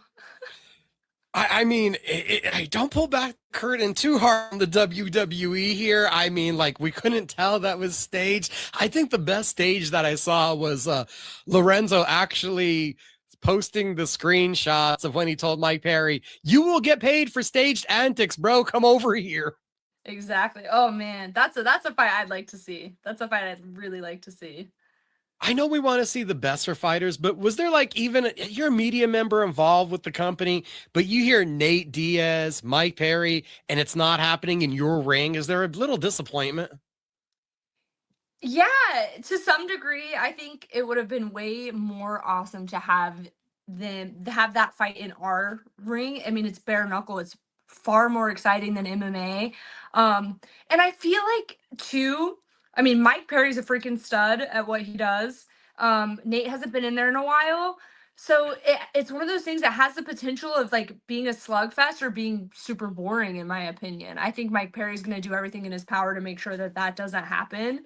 But in bare knuckle, it's pretty hard to have a boring fight, especially with Mike Perry. So it is a little discouraging. But I also want more of our homegrown guys. Like, I want a homegrown guy to get a crack at Mike Perry. Not former UFC, not former, like, I want a homegrown star like Lorenzo Hunt to get a crack at Mike Perry. That's something I want to see happen. I don't think I could bring myself to like vote for Mike Perry in the BKFC rankings or the pound for pound rankings. Cause I got a whole bunch of beefs with him fighting smaller guys right now, not fighting guys in the company. Like, what would Dave Mundell or Lorenzo Hunt have to do? Like, literally to beg to personally like attack him in the crowd like Eddie? What would you have to do to make one of the fights that would cross over, the biggest star and the stars that are truly the homegrown guys. I think we need to see those. I'm not sure. I think Lorenzo Hunt really truly deserves that. I think that's someone that really, I mean, Mundell too. They've deserved their spots to fight Mike Perry, but it's almost like from the marketing perspective, the way that I see it is, you know, you've got homegrown star and you've got Mike Perry. We don't want to kill the momentum of either of those things. So that might be why they haven't put them in there yet. Mundell, Lorenzo Hunt, they have great star power, good, like they're on their own trajectory. Mike Perry is already a star. So maybe that's what they're thinking. Maybe they don't want to kill the momentum of either. That's all I can really think as to why it hasn't happened yet. I think Lorenzo and Mundell definitely deserve it. And I think that BKFC knows that they deserve it. I think they just want to keep their stars in all avenues. Well, it was like the greatest thing and the worst thing. We have an injury and Dave Mundell jumps up and little do we know Dave's injured himself and the fight ends in such a highlight reel fashion, but it feels like it takes away from what could have been bigger. Like if they would have met in a neutral weight class and we could have bumped this up and they would have been built, both could have been healthy, but credit to Lorenzo, he ends it in such definitive fashion that I don't know if we'll ever get to make that fight. That seems like it could have been absolutely massive given the right platform to build it. Yeah, and it's so unfortunate because us as fighters, we want to take that chance. We want to take that risk. We do want that big fight and that big name. And taking a risk like that is, you know, something that we see as greatness as fighters, and you, someone who's in combat sports all the time, we see that as such a great thing to really test yourself and push yourself and go and fight Lorenzo on short notice. But the fans, unfortunately, that kills a little bit of the star power that we were just talking about. They go, oh, well, Lorenzo Hunt beat him. And I know Mundell's gonna work himself back up. And I mean, if Lorenzo Hunt doesn't get Mike Perry, Mundell should get him. Mundell is a powerhouse. He's a beast. He's a monster. And Lorenzo Hunt, great all across the board. But yeah, that's what we do. Sometimes we just take that risk, something, and the opportunity presents itself, and it's really hard to say no to. And before I lose it, Taylor said a couple minutes ago, BKFC, the most exciting bare knuckles, the most exciting combat sport of the genre that we have. I met you in a boxing / MMA gym. Did you ever think from that excitement that you had about the sport that your perspective could sway towards, oh no, this isn't as great as the other thing I now found? You know, if bare knuckle had been around in that time period, I feel like I would agree. That just wasn't something that was on the table at the time. But I was just a scrappy little girl that wanted to fight, and I was mad at the world, and that was the only avenue I had. And when once bare knuckle presented itself to me and I seen it and I seen what it was becoming, I knew I had to be a part of that. But I never would have in a million years thought of something like that when you first interviewed me. I don't even know how old I was. I was a teenager.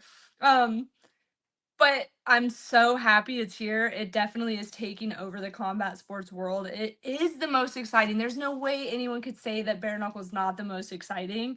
It's something you can watch. Some people watch UFC and they don't know the jiu-jitsu, the grappling, the submissions, what's going on the ground, and they call it boring. There's none of that in bare knuckle. In bare knuckle, it's nonstop action. You don't have to know anything about fighting to watch a bare knuckle fight and enjoy it for what it is.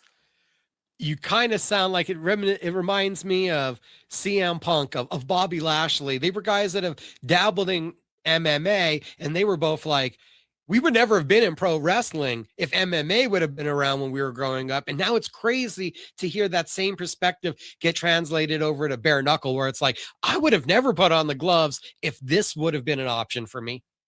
Yeah, and it's really wild to think of when it was first coming around. And even when I first heard of it, I was like, wow, this is insane that people are going in here and fighting without gloves. I want to do it, but that's crazy. And to hear the whispers and the, what is this? Why are people doing this? These people are nuts. And now everybody wants to do it and everybody wants to watch it. And it's awesome. Yeah, people judge MMA after watching bare knuckle, and I went a different way. It's really hard for me to watch traditional boxing after watching Yeah, bare knuckle. I just hear 10 rounds, 12 rounds, and I already start thinking, if you guys took the gloves off, we could handle this in like 5 minutes. exactly. I will watch boxing if it's someone I'm really rooting for or want to watch, and even then, I say to myself, I can change the channel, and in 20 minutes, this fight's still gonna be going on. And yeah, the fast pace is everything in bare knuckle. Taylor Starling, the fast pace. The gloves have been on, the gloves have been off. Got to bring it up. Last time we talked to you, and I'm figuring this story isn't going to have a happy ending. What's your perspective now on Misfits boxing, or have they totally ghosted you in any kind of compensation? Um, no, I did get paid, thankfully, but unfortunately, it was after I made a post on Instagram. I just happened to magically get paid later that day. You know, I'm trying to be, like I said, I'm Switzerland. I'm trying to be Switzerland. I definitely think they had different agendas when it came to me and their champion, Carla Jade. I think they wanted to keep her in that position. I think there are a lot of dirty things that went on behind the scenes, things with their commission. They Some of them unfollowed me, and some of them said some pretty nasty things about me on Twitter when I don't go on Twitter. I had a Twitter, I deleted it, but they all went to bash me on social media that I don't exist on. And you know, I get it. It's unfortunate nowadays. Boxing and all of these things are politics. I think Carla went up a weight class and fought Pearl Gonzalez, but that position of keeping Pearl as champion, Pearl dominantly beat her. Pearl dominantly beat Carla in that fight, just like I dominantly beat Carla in our fight. But there was no losing anything with like that. That was their opportunity to say, hey, we aren't rigging the fights, we aren't paying off judges, we aren't doing anything. Pearl is the champion at 125, Carla's still the champion at 115. They don't lose any stake, and Carla still doesn't lose anything by losing against Pearl Gonzalez. So yeah, I have my own opinions on it. I think that they treat other people really well. They paid me great. I got to go to Dubai. There are a lot of positives with it, and I wish it would have worked out the way that it should have and didn't go so sour, because I would love to be staying active in boxing. It just was something that my integrity as a human being will not be compensated for money. Like, there's not enough money in the world that could convince me to go fight for them again, just because of my integrity as a human being and being a good person. And I don't want to be a part of that. I don't want to be a part of something dirty or something where people aren't looking out for my best interests when I am someone who goes so hard for people I'm fighting for. Yeah, so it's unfortunate, but you learn the lessons. And I've been in this game a long time, and I had thought I learned them all, and I did not. So it was another lesson learned, and I can, help younger fighters learn those things myself. And you just learn, you move on, you get over it. I was really mad for about 2 months, and then I said, time to let it go. Fuck them. You're Switzerland. Everybody wondering. We will take each interview from tonight, put it up separately on YouTube. Taylor's will be called I'm Trying to Be Switzerland. She already gave us the title here. We have to. Keyword, try. I try to be Switzerland. Oh, she's like, I try. Oh, having a child. I try. And you're trying to also stay active now back in bare knuckle. Before we get to your fight, there's a fight that piqued my attention that kind of, I think, benefited you. When you see the woman you just beat in Shelby Cannon have such a performance against Rosalinda, who they were trying to set up for a title shot, how you think that does for you coming off the performance you had against Shelby? Well, first of all, I do have to say that was, man, what a spectacular, can't even talk, spectacular performance on Shelby's end.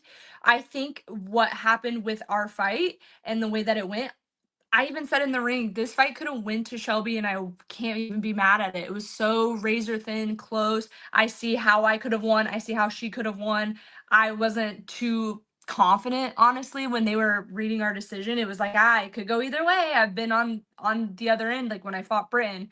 But Shelby really went and just put her head down and got to work.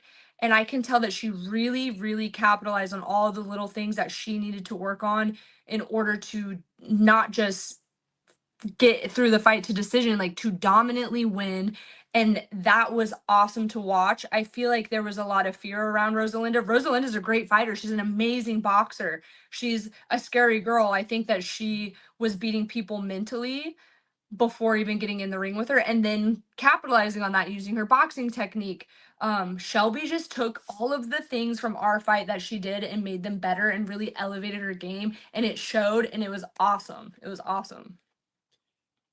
You keep proving more and more, like I said, the busiest woman in bare knuckle, the face of BKFC's women division without having a title. As if we're going to Sturgis, we got to have Taylor on the card. If we're having a big event, can we have Taylor doing media? Hey, we're going to do something crazy. Blood for Blood. We're teaming up with a rock concert. We're having 4 bands.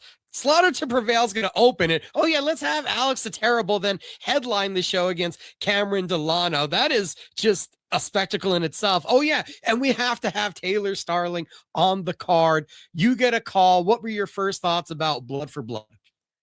What an awesome idea. I had told Nate Shook over at Bare Knuckle, I really want to be in Sturgis again. You can't have Sturgis without me now. Me and Sturgis go together like peanut butter and jelly. I love the crowd there. I love the energy. It's amazing. And the fans. But I said, I really want to be active before then. What can we do so that I can fight before I go to Sturgis again? Sturgis is too far out. I need to do something. I need to stay busy. And they said, well, we have this rock concert. And all of these people that have talked to me about tattoos and being tattooed and having a face tattoo, where are you now? Because that's what gets me these spots. They're like, you have the look, you have the it factor of like, the rockers are gonna love you, the bikers are gonna love you. You're just this heavily tattooed, hot blonde girl. Wherever we can put you, that is that dynamic is where you need to go. So they called me, and I was like, I would love to do that, and I know I'm the perfect girl for that. And I'm excited. There are a lot of little factors that the people won't know about that have gone into taking this fight and the way that it's working, but I'm thankful that the opportunity like smoothed itself out. We found an opponent, and I'm fighting, and I'm ready to go. I'm excited. Is this the kind of opportunity? Is this the opponent that you were looking at? Marisola Rolas, I'm thinking that you were hoping for something a little bit bigger. Yeah, I wanted to fight at 115, but they couldn't find anybody. It's hard. We have such a shallow division of women, so it's hard to find fights that make sense for not only size, matchup, like record wise. I mean Marisol doesn't have the most perfect record in bare knuckle, but she's a heavier girl, and she's fighting at 145 and 135. That's a big risk for me to go up to 125 and fight this girl who's been fighting way heavier. So the record, isn't the best, but when it came to the 115 division, there was no one essentially that I could get matched up with that made sense, that had a good record, that made sense against fighting, like to fight me for the price that they were offering for all of it. All of the logistics were all over the place. And so they couldn't find anybody. And I was sitting for a while and waiting. They were like, we will find somebody. We will find somebody. And they said, how about Marisol? And I said, perfect, let's do it. And they waited a little too long for me to cut to 115. So I was like, all right, we're making a jump to 125. So this fight was possible for 115 if it didn't take so long to come together. Just wondering, because as you said, Marisol has fought so heavy before. I wonder, is there any worry or concern on your guys' part? Can she make this weight? Yes, definitely. I'm excited because Marisol's a mother. She's tough as nails. Like, I don't care. Records don't reflect anything. This girl, her last bare knuckle outing, she fought Brooke Evans, and they were slinging. But the one thing from that fight was they were supposed to fight at 125, and Marisol didn't make weight, so they made it a catch weight at 132, 135, somewhere around there. It was ended up being a catch weight. So that does worry me, but also at the same time, I'm like, whatever, she doesn't make weight, we don't fight, and then that's it. I go to Disney. That's it. Stay ready, be ready. Whatever happens, happens, and if not, Taylor's going to Disney. So. The part I find about the dynamic, like you said, your aesthetic, what I find most funny is you look like the metal, you look like the rocker, but it's a lot closer to you guys are Nick's the skater, and your favorite band is Red Hot Chili Peppers. So I'm like, it's a lot more of the grunge vibe than it is the metal vibe in real life. I love everything. I love all music. I've dabbled in all of it. I like I've listened to Norwegian black metal. I'm gonna get myself in trouble. Let me shut up.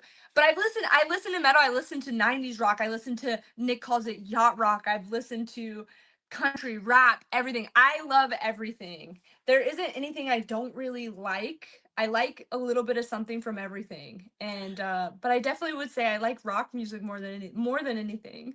I think Taylor was about to slip up and tell us she doesn't listen to Slaughter to Prevail, that she never listened to Alex the Terrible. I mean, the dude is incredible. I'm going to tell you, I went and saw him open for Five Finger Death Punch here in town. So see, I love Five Finger Death Punch, but then I just haven't. I'm doing my homework, but I haven't like really like dug into Slaughter to Prevail. Like these fans are die hard. I didn't realize how die hard they are. I've seen Alex the Terrible in social media, like wrestling bears, cutting his own face open, doing fighting. Like just this guy's nuts. He's awesome. It's great. I'm so glad that he's gonna be stepping in the squared circle. He really seems like a genuinely nice, good human being. But have I sat and really listened to Slaughter to Prevail? No, I have not. You can clip that out if you want. You can also leave it in.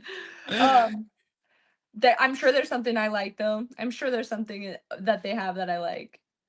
Alex versus Cameron, though, that is going to be such a fun fight, people. Like, they're both so adrenaline junkies and extremists. They're just both gonna go for the, I want to call them novice, because they've each had experience, been successful in bare knuckle. They're just not fully evolved to where I'd say they're pro caliber fighters, just under it, but they're both just action fighters at that.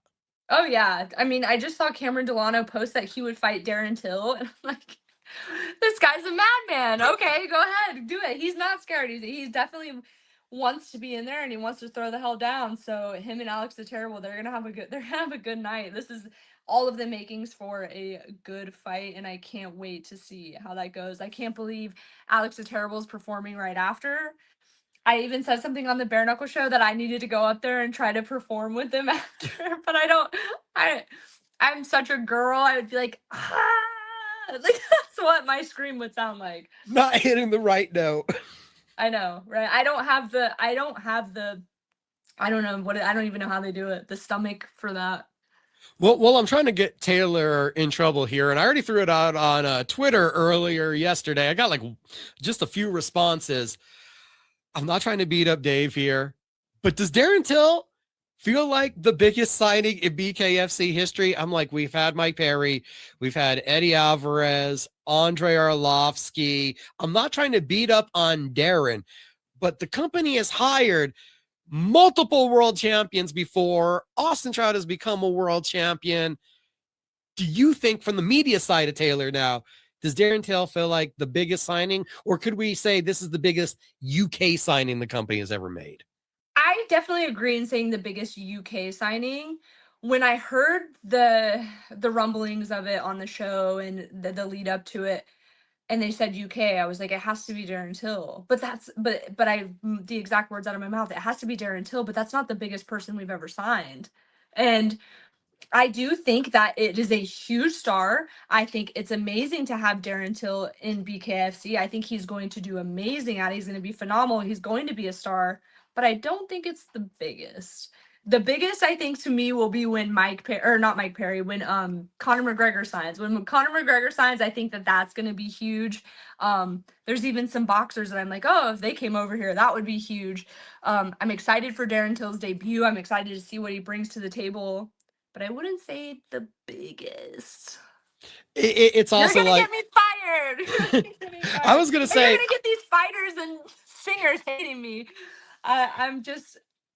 I'm Switzerland. I can't be making me not Switzerland. I'll send you my Pandora link so you can listen to some of it while you're driving around. I already studied them long before when I was going to concert. Like, I need to know. It sounded awesome. Yeah.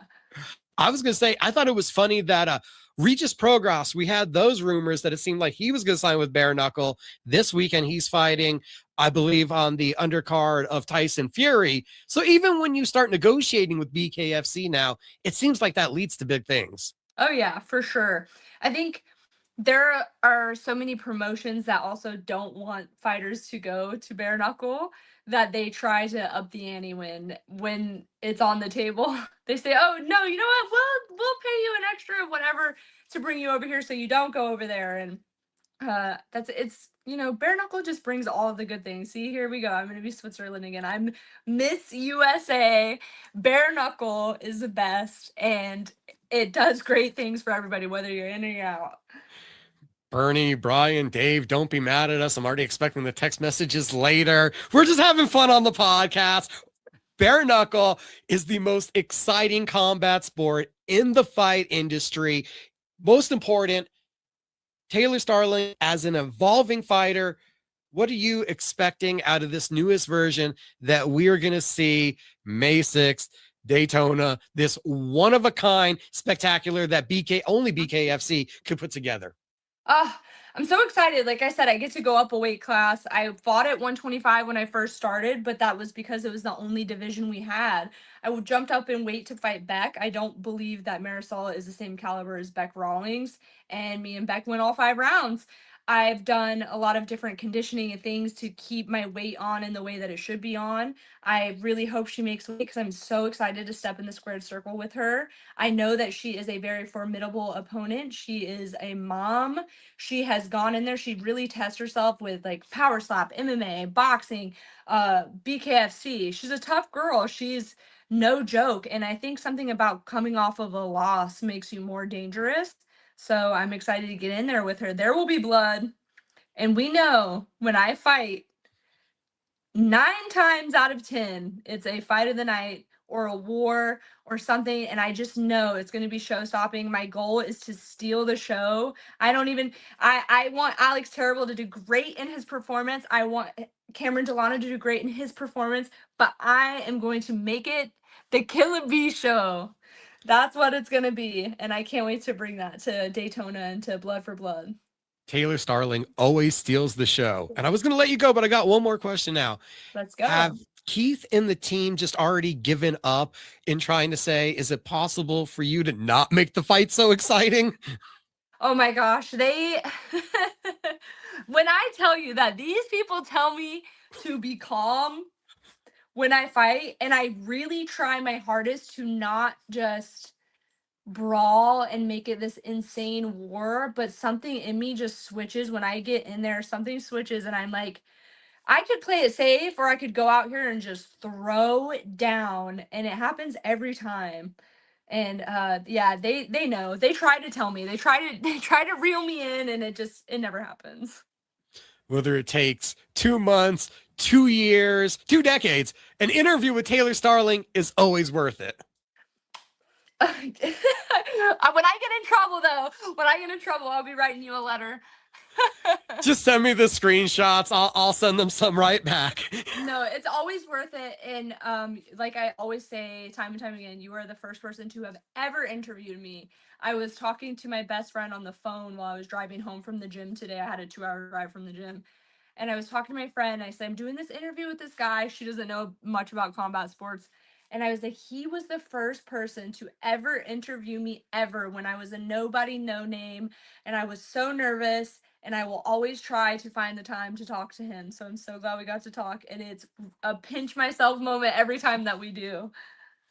See, Taylor's like, when I was nobody, when I was nothing, when nobody was paying attention to me, I'm like, no, all of you fighters are important. That's why we're here. That's what we're trying to do. Everybody's stories, everybody's opinions, they're valid.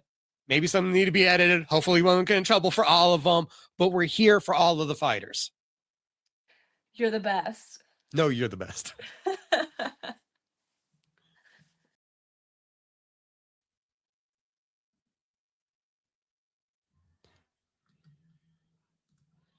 Taylor Starling, always a pleasure. Simon Feck in the comments, totally right. If you were there, if you saw it, BKFC Knuckle Mania 1, an absolute moment, the breakthrough fight for Taylor Starling, where people started to take her seriously in the industry. It grabbed headlines. Her and Britton Hart, instant classic, grabbing a hold of the internet attention and putting bare knuckle in the forefront. Always a pleasure to talk with Taylor. As we're doing the interview, brought up a bunch of random topics, and I already got Taylor in enough trouble, so I didn't want to backtrack to the earlier announcement we had today with Bryce Henry, taking on Julian Lane. Welterweight title eliminator. It has to be at this point. Baby Yaga has put himself in this position. Let me bang. But is it an immediate title eliminator? Because, well, I've heard that already speculated in some circles. We do have May 30th. You cannot forget that Tyranny versus, that May 30th, you are going to get Tyranny versus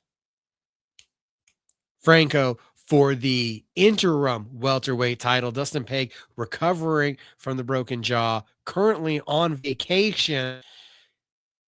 More than likely, you would have to say that the interim title winner, we need to go unify. Julian Lane, Bryce Henry winner, probably hanging out right next person in that conversation. Welterweight division heating up in BKFC. Before we talk to Taylor, we had BKFC 88 talk. Don't forget, 5 a.m. Eastern Saturday morning, couple hours after BKFC 88 ends from Denver, Colorado. There's BKFC from Australia, the debut. The main event is a rematch from Italy from October, where Hayes Heppy takes on Krzysztof Wisniewski. Wisniewski won third round TKO, really halting all the momentum that Heppy had built. Now Heppy gets the home island advantage. And in the co-main event, two decorated boxers taking off the gloves.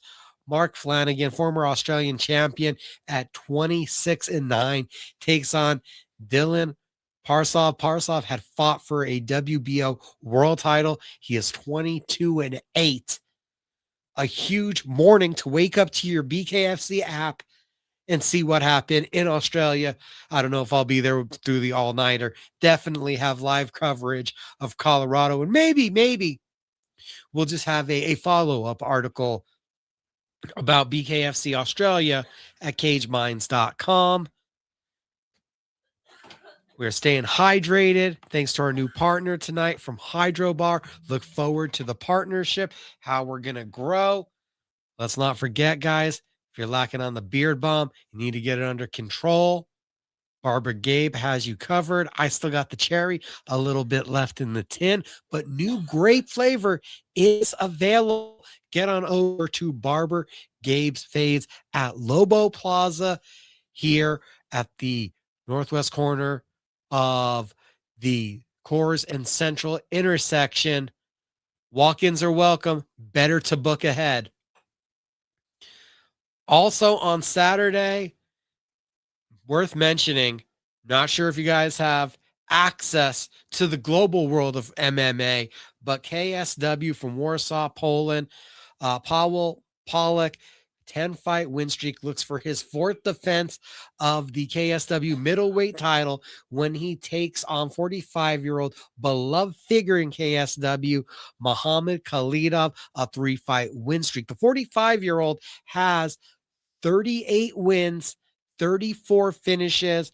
Khalidov, for a long time, was a guy that I was hopeful would have made that transition over to the UFC, probably about a decade or more so, but he's one of the cases of KSW was taking care of him so well in Poland that it just didn't make the financial sense to restart over with the 10-10 with the UFC to rebuild yourselves. One of the finalist middleweights we never had the opportunity to endeavor in. If you have the opportunity, KSW 117, not to mention a guy that we did have a short stint with in the UFC, who has absolutely dominated since finding KSW, looks for his 14th title defense. Phil DeFries, the grappling ace, the grappling coach of Tom Aspinall, he's going to be challenged by Marcin Wulik. 19 finishes of his 22 victories. So you got some MMA from around the world that is worth attention on Saturday besides the UFC. Whether it's pro wrestling, PowerSlap, bare knuckle, MMA, a huge weekend of combat sports coming up ahead of us, all the way to WrestleMania. And it starts really on Thursday with the PFL from Belfast. So much action going on Friday with PowerSlap, LFA, and the BKFC 88 card, where our main event guest joins us from.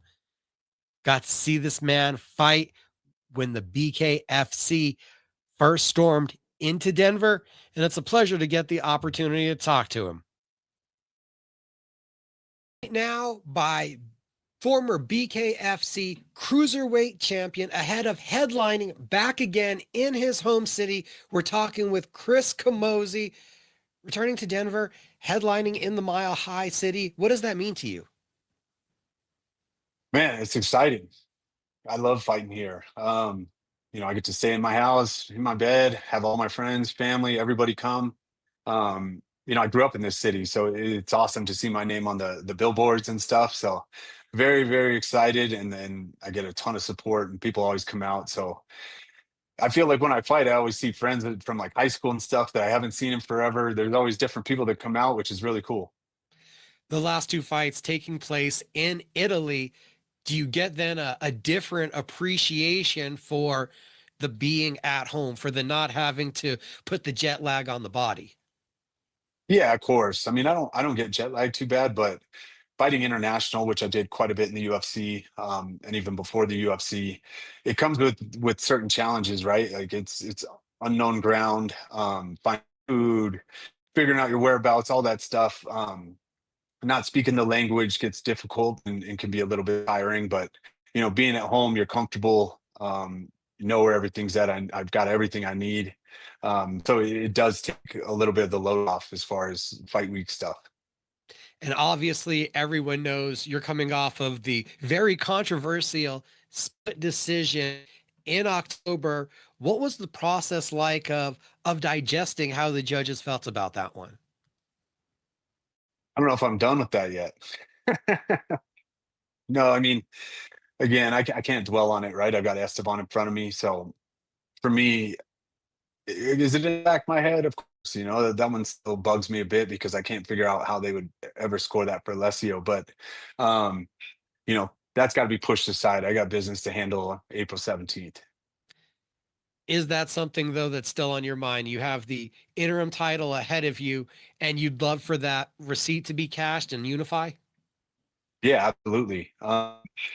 With it being, like I said, it has a little bit in the back of my head. It's a motivation thing for me, right?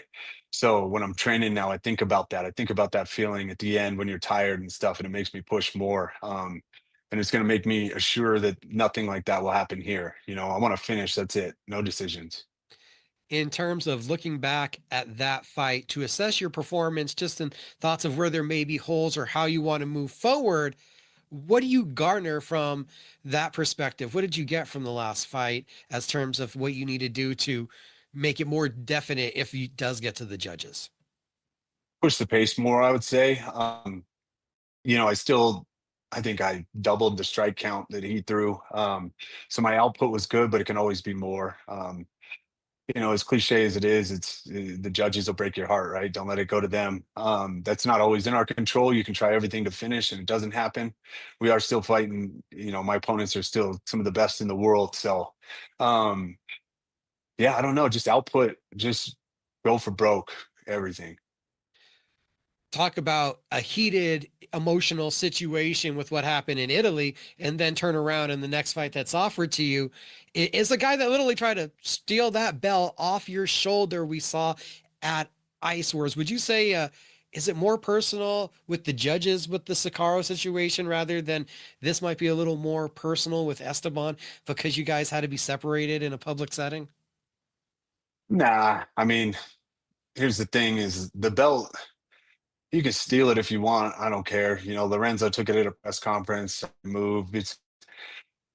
I don't understand guys that want to steal a belt, right? You want to steal something that you need to earn. It doesn't make any sense to me. The the little interaction in Michigan at Ice Wars was more just they wanted us to face off. I don't know who started it, but we were, bumping heads, pushing, shoving. That was more heated than the belt. I don't care. I would have handed it to him because at the end of the day, if you don't win it, you're not the champion. It doesn't matter. But him and I went out. We had some drinks after that anyway. After everything cooled down, and he's a good dude, and he's an exciting fighter. So this one's going to be a lot of fun because this entire training camp has been just training for chaos and making it a train wreck.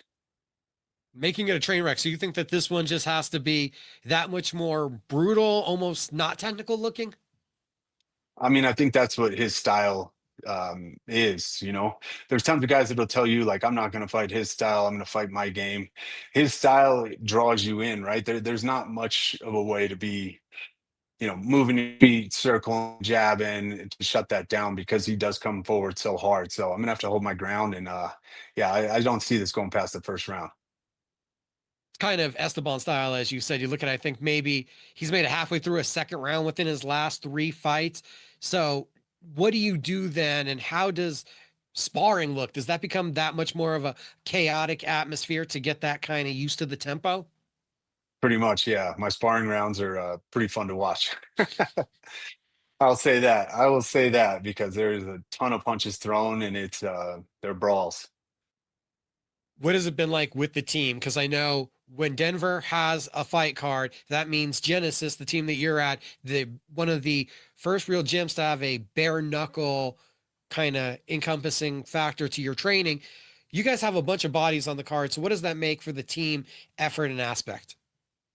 Oh, it makes it exciting because everybody's in there getting ready for the same date. And outside of that, we a lot of the guys UFC in town, PFL guys. It's the atmosphere at the gym is hot right now. I just came from sparring and somebody almost went through a window, which is we have a very big gym and a guy ran a takedown off the mat and almost through a window because they were mad at each other. So the tempers are up in the training room, which is good for training.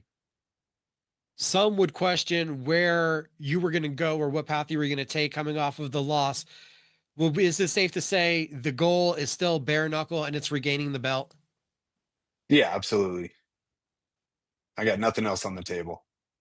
I'm not looking for anything else. What has it been about this sport that has kind of magnified all of the skills and all of the knowledge that you've put together throughout this combat sports career? Man, I would say the timing, the money is good, and then people always laugh when I say this, but I would say it's been easier on my body, right? MMA, I've got a lot of mileage on me, so MMA is tougher for me to get my body ready. Not for the fight, if I could show up and fight, I could do it all the time. But the training camps are brutal, in any kind of fighting. When I was kickboxing, whatever, the training camps are always worse. But I had a bit of a career resurgence coming to BKFC, and I also think that just mentally, I did MMA so long that switching over to fighting with BKFC was like a different challenge. It was fresh, it was new, and it was exciting. So I'm still excited about it and been having a bunch of fun. First time I had heard of Chris Camozzi in a personal story. I have a photographer buddy that used to work with the UFC, Will Fox. And he's like, Yeah. dude, I was on a flight once. We're on the way back home. He's like, I think I had to go to Denver. And I look on the flight and not too far away from me is Chris Camozzi. He's like, we chatted up. He was a great guy, very personal. What has it been about you and your journey that still kept you that guy, accessible to the fans and approachable? I think just appreciation, right? I understand that the money I make comes from the fans, and I've been a fan. I am a fan. I've gotten to meet a ton of the fighters that I looked up to forever, who I'm friends with now, and they're just always cool people. I don't think there's any reason to be an asshole. I can even remember as a kid any athlete that ever wouldn't sign something for me or anything. I remember those more than I remember the ones that did, unfortunately. And I just never wanted to be that guy. I'm not better than anybody. I didn't come from having everything. I come from pretty much nothing, and I just have an appreciation for it, and I have a great life. You're on the hunt to regain that belt, to regain the undisputed status from a guy that worked so hard, never got that opportunity to ask you, what did it mean though, winning that title and achieving the goal of having world champion with your name? Oh man, that meant the world to me. I got 20 years in fighting, right? Combat sports, fighting, whatever you want to call it. I got 20 years, and being able to take that belt home meant a ton to me. It was kind of like earning my black belt in jiu-jitsu. That also was a time that meant a ton to me, because these are accomplishments that I can look back on later in my life, and just know that I achieved that goal. He's a Denver staple, a combat sports vet, a world champion former, and looking to do it again. Chris Camozzi, this was truly a pleasure to get to talk with you. Hey, thank you. I appreciate it.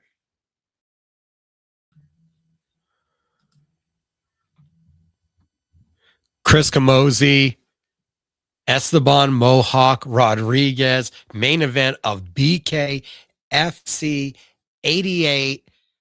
Got a lot more in depth with Esteban earlier, just because of time constraints, trying not to be here all night. And we told Chris we would keep it quick. It's fight week. Can't believe we got both guys to agree to this.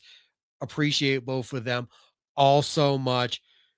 Chris Camozzi has promised to be more aggressive. I've seen it in other interviews. We didn't get a full chance to talk about it, but he felt a little hesitant when he went up against Sakara. Says he's going to be more aggressive here. You have to be, because Esteban Rodriguez comes out of the corner, shot out of a cannon. He can barely be still while they're towing the line. This one is, to not be a Vin Diesel pun, this one's going to be fast and furious. I think hectic and chaotic. BKFC, again, I'm going to say it. They've talked about the Fight Club coming up here, starting in a couple months. It's going to be a breeding ground for new talent. If you looked at BKFC Honolulu, you see the amount of fighters debuting at BKFC 88, and a couple hours later, with all the new faces that will be entering bare knuckle for the first time at BKFC Australia, there is talent to cultivate, groom, and I'm amazed what we saw out of the Honolulu card at some epic knockouts and comebacks. And to think what could be on the horizon for the other 2 shows, 3 shows in 8 days, an amazing week, and a little bit more for BKFC. Truly appreciate Mohawk. Truly appreciate the former champion. A lot of speculation that Alessio Sakara, it's not been heard from. Is this for the interim title, or could this be for the real cruiserweight title? It's going to be interesting. Appreciate Starling. Hopefully we didn't get her in too much trouble. Let you guys know next week how many text messages we get if we did cross the line with any of those conversations or questions. Taylor Starling, Blood for Blood, May 6th. One of a kind, spectacular, bare knuckle and metal music. If I can be there, I'd be there. That sounds like a great mashup. And also shout out to Chelsea Dodson. Chelsea at the Chelsea Friday night. Shout out to Rob Gutierrez. Robbie Ray Images helps with the videos that you see from the ESPN 1017, the Team Cage Minds Fight Hour. It's up every Saturday morning. You listen to it on the radio station. We got it up Apple Podcast, Spotify, just where you find MMA After Hours, Pro Wrestling After Hours. It's WrestleMania week. Shout out to Gabe the Barber. Barbers Are Us, Beard Bomb. Pick yours up. Barber Gabe's Fade. Book online, and that's where you get your beard bomb. Book your appointment. Walk-ins are welcome at Lobo Plaza. It's Suite 107 at 100 Coors Boulevard. And also, keep hydrated with our new friends, Hydrobar, right here in Albuquerque, New Mexico. This has been my fight show. Huge weekend of fights. Keep up with cageminds.com for all of it. We appreciate every like, every share, every subscriber, everyone that leaves a comment, rates, reviews. You guys have a great night.